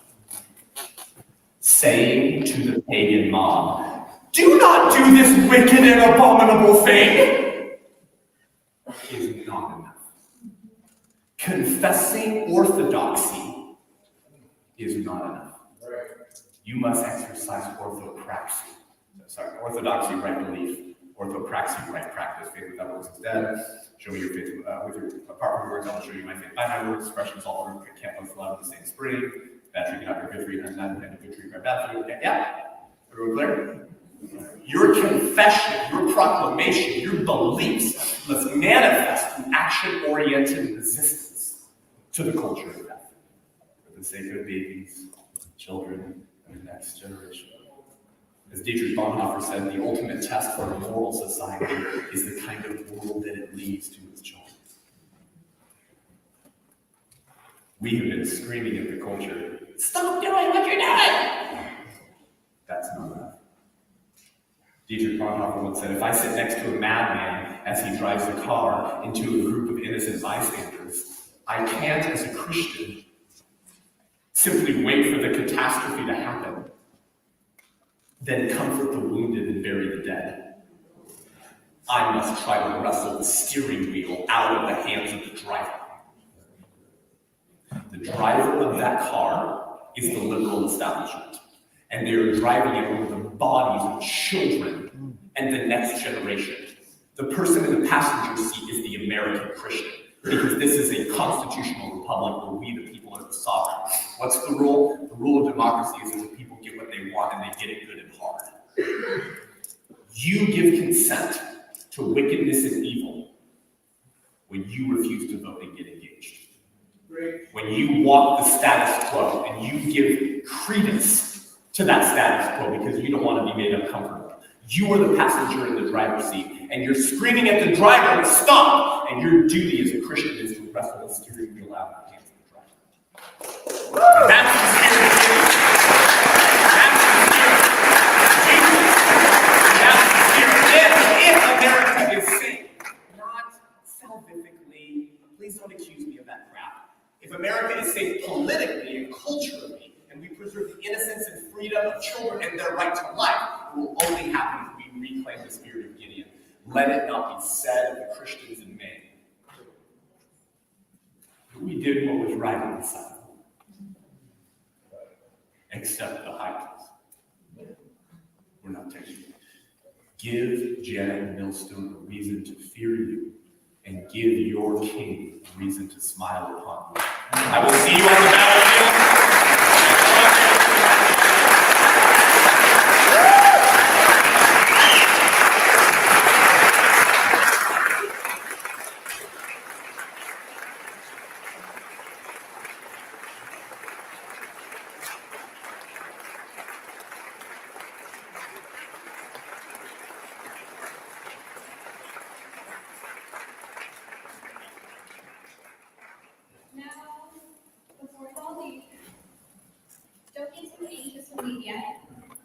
We're going to do a Q&A, question and answer.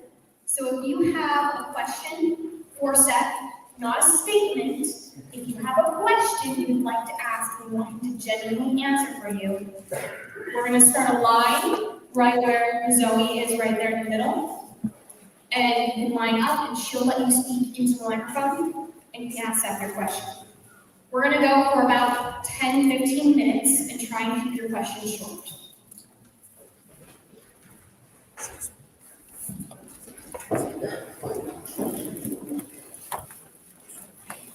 That was easy. All right, tell me your name, brother. Hi, my name's Josh.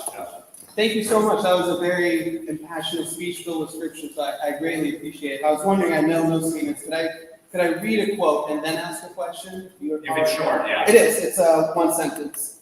So this comes from Thomas Clarkson from the History of the Abolition of Slave Trade in England. The slave trade, in this point of view, must strike us as an immense mass of evil on account of the criminality attached to it, as displayed in the various branches of it, which have already been examined. So would you agree then that the importance of abortion and the importance of what that truly means would be answered by the criminality associated with it? For instance, equal justice. So if someone kills a 5-year-old, they receive the same treatment as killing an 8-year-old. Yeah, you're asking me if I support equal justice for the preborn. Yes. Right, yes, thank you. So, yes, and so this makes a lot of pro-lifers uncomfortable because they're like, well, I'm not down for throwing mom in prison. So let's be very clear. 2 statements, because it's a very pregnant question, and it rises a lot of emotions. I have some pastors who have been in their churches who oppose equal rights, and they don't. So, okay, so here's what that means, okay? It means, should the killing of the preborn child be treated the same criminally and legally as the killing of the 1-year-old? So if a mom killed a 1-year-old or paid someone else to drown the 1-year-old in the pond, then if that's whatever punishment she gets, shouldn't that be equal to the killing of the lives of the preborn? And that makes a lot of even pro-lifers uncomfortable. And part of that is because they view the mother as the second victim. You've heard that a lot. Baby's the first victim, the mother's the second victim. Yes, women have been lied to a lot for sure, but I don't think you're a victim if you choose to kill an innocent human baby. Okay, now, so what I'll say is this. Then a pro-lifer will tell me, or a fake pro-lifer would say, so you want to round up 17-year-olds who get abortions and give them life in prison for the death penalty? Is that what I'm hearing? Not necessarily. I'm just saying it needs to go through the legal system the same way as killing a 1-year-old or paying someone else to kill a 1-year-old would be treated. I'm not calling for a blanket, equally applied punishment for every act of abortion. I'm saying it just needs to go through the courts the same way as a mother or father who kills a 1-year-old or pays someone else to kill a 1-year-old. That's all I'm saying. Now, what if we learned that the boyfriend was threatening to kill the girlfriend? Is that okay? Was that going to be treated differently by a judge than an 18-year-old who is a senior in high school and gets an abortion to fit into her progress? Yeah, that would probably be treated a little differently. So yes, I am an advocate of equal rights. And what that means is we actually have our entire belief system on the line. Because what are you saying when you say you're pro-life? You're saying that the dignity and right to life of the baby in the womb is equal to the dignity and right to life of the 1-year-old and the toddler. Yep. Their value and right to life is the same. So if we then say, you get a year in prison for killing an unborn baby, this is assuming it's illegal. I'm not calling for rounding up women who got abortions when it was legal and throwing them in prison. That's miscarriage of justice, it's stupid, it's evil. I'm talking about if you get an abortion when it's illegal. If you're not willing to say it should be treated the same way through the courts as killing an infant, then you're tacitly admitting you don't believe the unborn child is as deserving of legal protection as the infant is. Does that make sense? I know logically it does, but some pro-lifers are like, oh! So we have to ask ourselves, are we willing to actually end abortion? Because if you're not willing to punish the act of killing unborn children, people will keep giving up. Yeah. Thank you, bro. What's your name, bro? My name's Harry. Good to meet you. Yeah, nice to meet you. Thanks for coming tonight. I appreciate a lot of what you said, and I appreciate how you said a lot of things. I appreciate the satiric fight. I think that's a tool in our tool belt as Christians, and we have to use it, and it's effective. So that being said, Chesterton once said something to the effect of, the closest thing that man gets to heaven on earth is to fight a losing battle and not lose. In the pro-life movement, in abolition. No one could put something like Chesterton. We certainly fight what seems and feels like a losing battle. Yeah. Again, especially with pro-life and with abolition. So my question to you would be, what do you have any practical ideas, any practical solutions as far as you obviously look at Lot giving his daughters as the wrong solution. Proverbially, how do we not give our daughters the way Lot did? Proverbially, how do we as pro-lifers, as Christians, as abolitionists, what do we practically implement that's effective and that's actually going to have bites? Because, you know, it's said desperate times call for desperate measures, and we can't just twiddle our thumbs and check boxes to feel like we're doing something helpful. Yeah. So I mean, Anthony Breitbart once said that politics is downstream of culture, but culture is also downstream of politics. It's a two-way street. His famous quote is that politics is downstream of culture. So the kind of culture you have is what is going to dictate the kind of candidates you get to run for office, which will then dictate the kind of values that they put into their laws and legislation. So change the culture first, right? You got to change the culture, the hearts and minds of the people. And that's going to change the leadership. But did you know it's actually a two-way street? That statement is true. It is true. Politics is downstream of culture. But culture is also downstream of politics. It actually goes both ways. So your laws actually affect the kind of culture you get as well. Why? Because as Aristotle said, statecraft is soulcraft. I know. All of that. Statecraft is soulcraft. Your laws actually teach and build the conscience of the next generation. Let me prove this. BLM 2020. So, how many of these people were in prison? Yeah, hardly any. How much could you steal from a convenience store in some states? Like $999 or something like that? And it was not punishable by law. That wasn't like a social thing, that was like a law passed in some cities. Like that was a law, that you couldn't go after anyone that literally robbed under $1,000. So did we get more or less of that? Did you know in like 1970, about 2 years, 3 years before Roe v. Wade came, the median of annual abortions was about 90,000 across all 50 states. You understand what I'm saying? For one whole year. The median was 90,000. What was the annual abortion rate by 1975, 1976? 1.6 million. So did law affect the culture? You see what I mean? So yes, politics is downstream of culture, but culture is also downstream of politics. So when he just asked, what can we do that has bite, that actually has a difference? Yes, win the hearts and minds of people. We have to continue to teach them that God's ideas are better. We do that through preaching the truth in our pulpits, by building community, by launching Christian schools that aren't woke and stupid, to raise up the next generation, and pulling your kids out of public school if you can. Like all of that is part of changing culture. Entertainment, Hollywood. Hey, I have a lot of votes to pick with Ben Shapiro, whatever. Daily Wire is producing content that's not woke and stupid. And it's entertaining and has some good values imbibed and assumed in it. And what has Hollywood done? That's how they change. The show Friends, which of course I never watched because I'm a Christian. But like, they get you to fall in love with characters living stupid, obscene, immoral lifestyles, and so that changes how you view them. So they change the culture in these various ways. We must do that as well. We've also got to get involved politically, and that changes the culture as well. Last statement on this. I know I'm super long-winded and like poor people win that question, but let's say we ban abortion. And how many states is it? 42 states for constitutional amendment? Or is it 38? I think it's 42. Let's say we do that. And we move towards a federal ban on abortion, which is just and must happen if we believe the child has dignity and right to life. Planned Parenthood's research branch just reported last month, or March, that 63% of the babies killed last year were killed through the abortion pill. 63%. Do you know what it was a few years ago? 35 to 40. So let's say your state has banned abortion, like mostly Texas, mostly Tennessee, some of these things. they're still shipping abortion pills into states where it is illegal. Yep. Well, what are we gonna do about that? You're gonna need an attorney general with a chest. Yeah, and you're gonna have to go after the providers in India and in CVS and Walgreens or whatever that are shipping illegal abortion pills, breaking the state law of Texas by doing so. Turns out politics is pretty important. And what's the solution to this?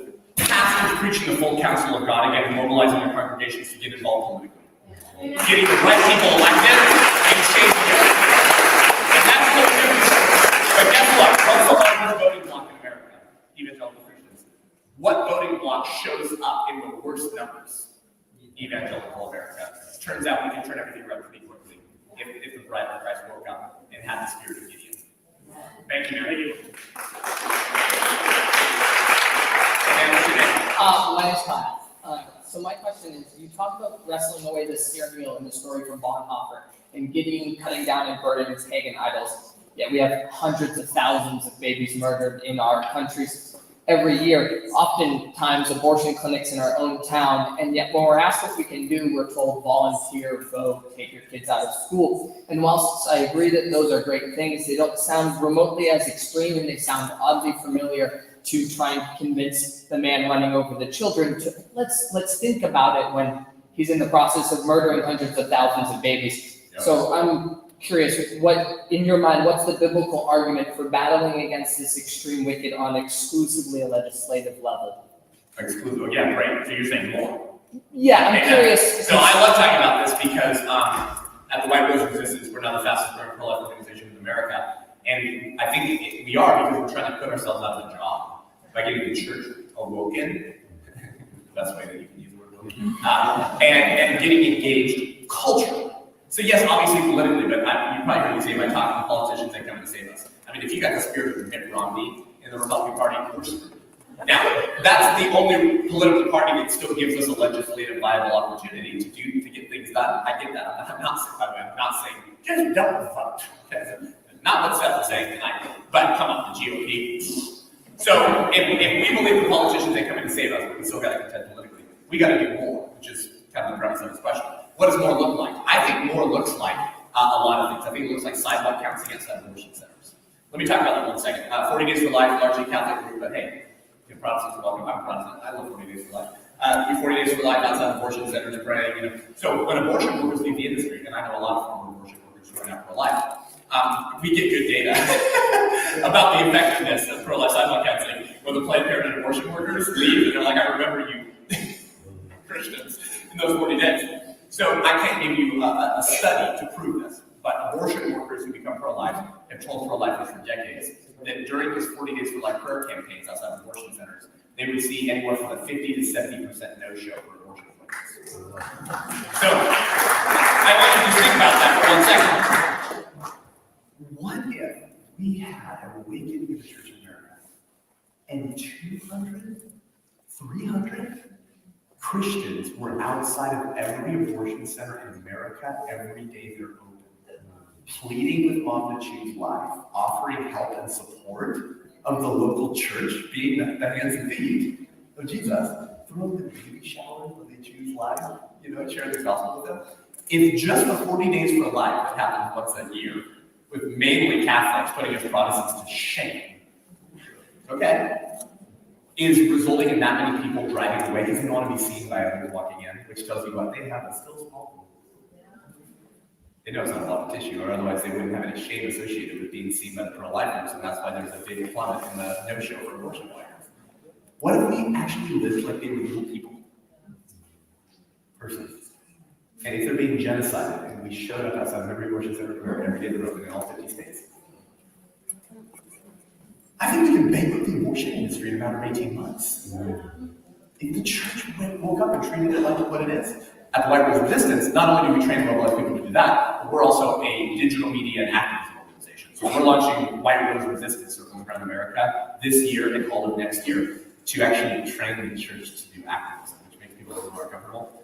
So yes, I do mean like bird dogging pro-abortion politicians in public when they're traveling to events, shoving a camera in their face. and asking them questions about baby killing and why they support killing babies. I mean the kind of activism that pricks the conscience of the culture. Last statement, because people are waiting and we went way over. Sidewalk counseling is kind of like the Underground Railroad.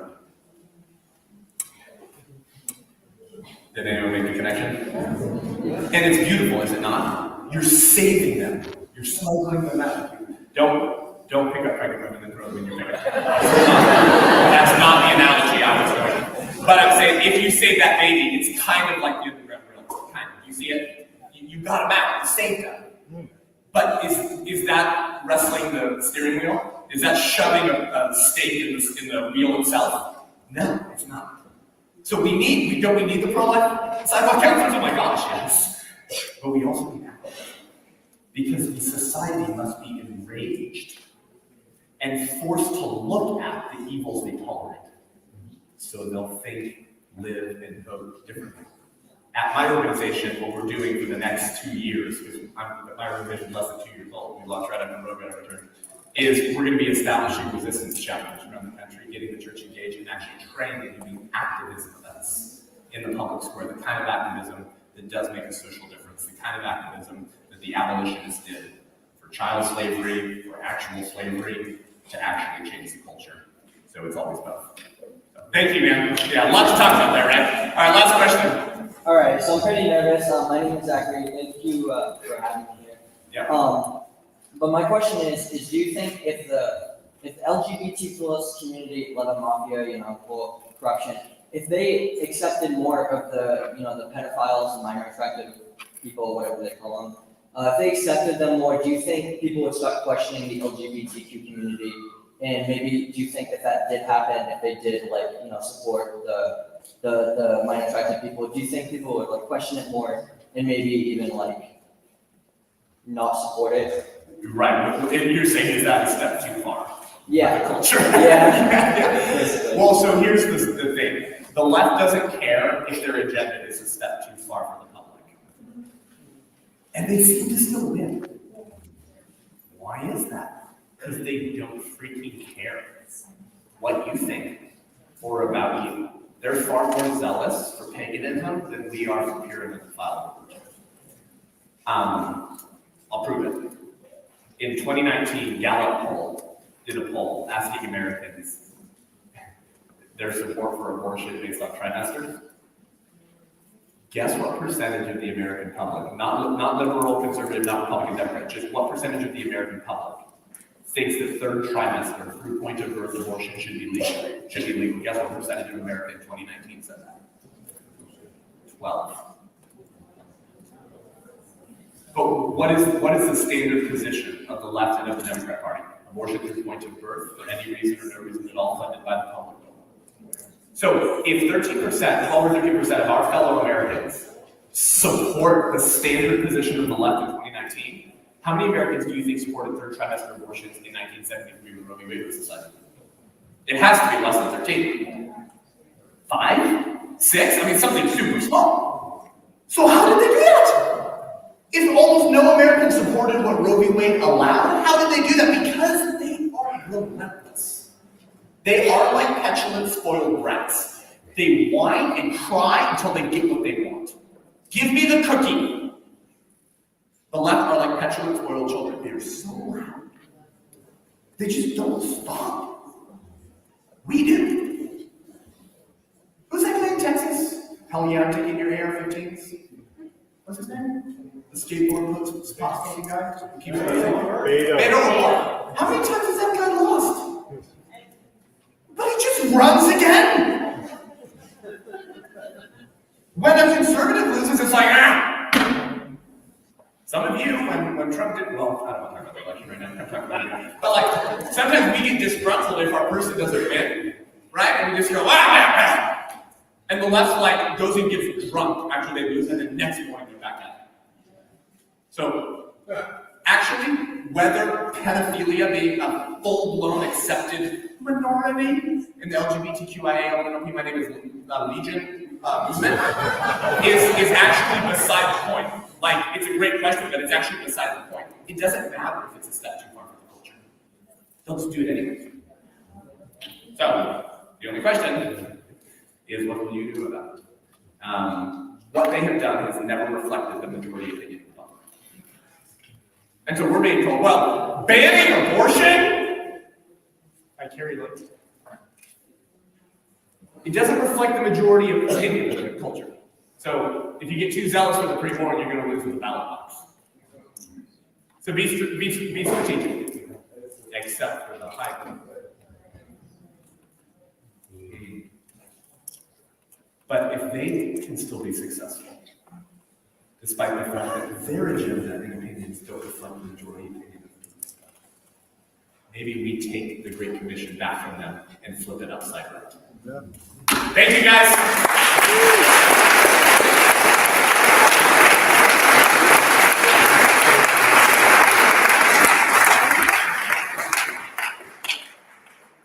Thank you all so much for coming. Right before you leave, I have one verse I want to read to you, and then you all may exit and visit the vendors in the back. This verse is Esther 4:12-14. When Esther's words were reported to Mordecai, he sent back the answer, "Do not think that because you are in the king's house, you alone of all the Jews will escape. For if you remain silent at this time, relief and deliverance for the Jews will arise from another place, but you and your father's family will perish. And who knows, but that you have come to your royal position for such a time as this." Have a good night, everyone. Thank you all for coming.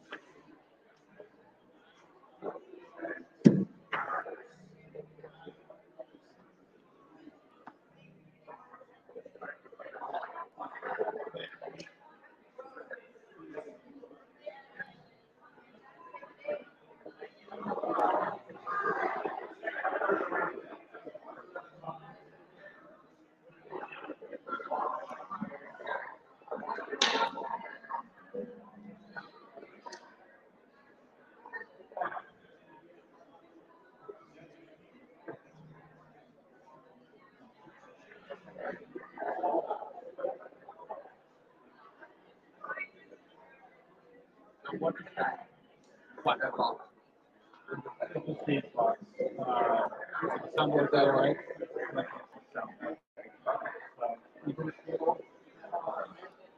This came right here, all the way to the south.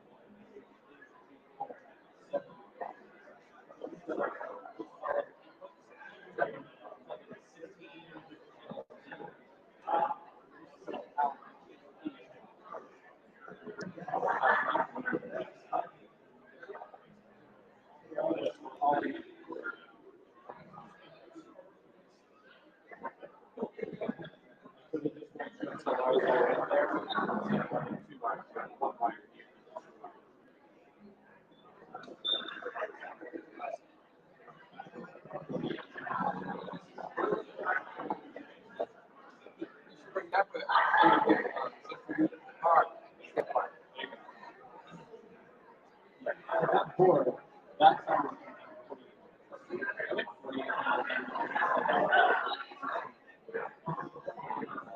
that board is the same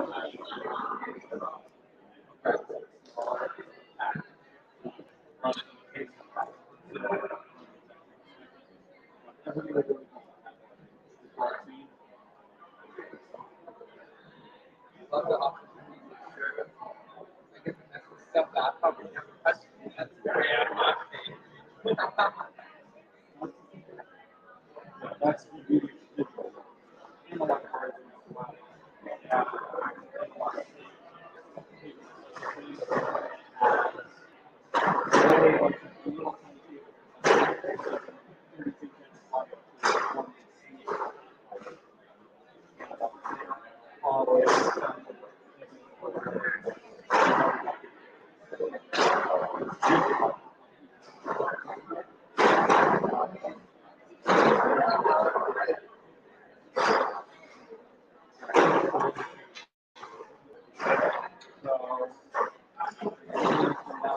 everybody's audio last.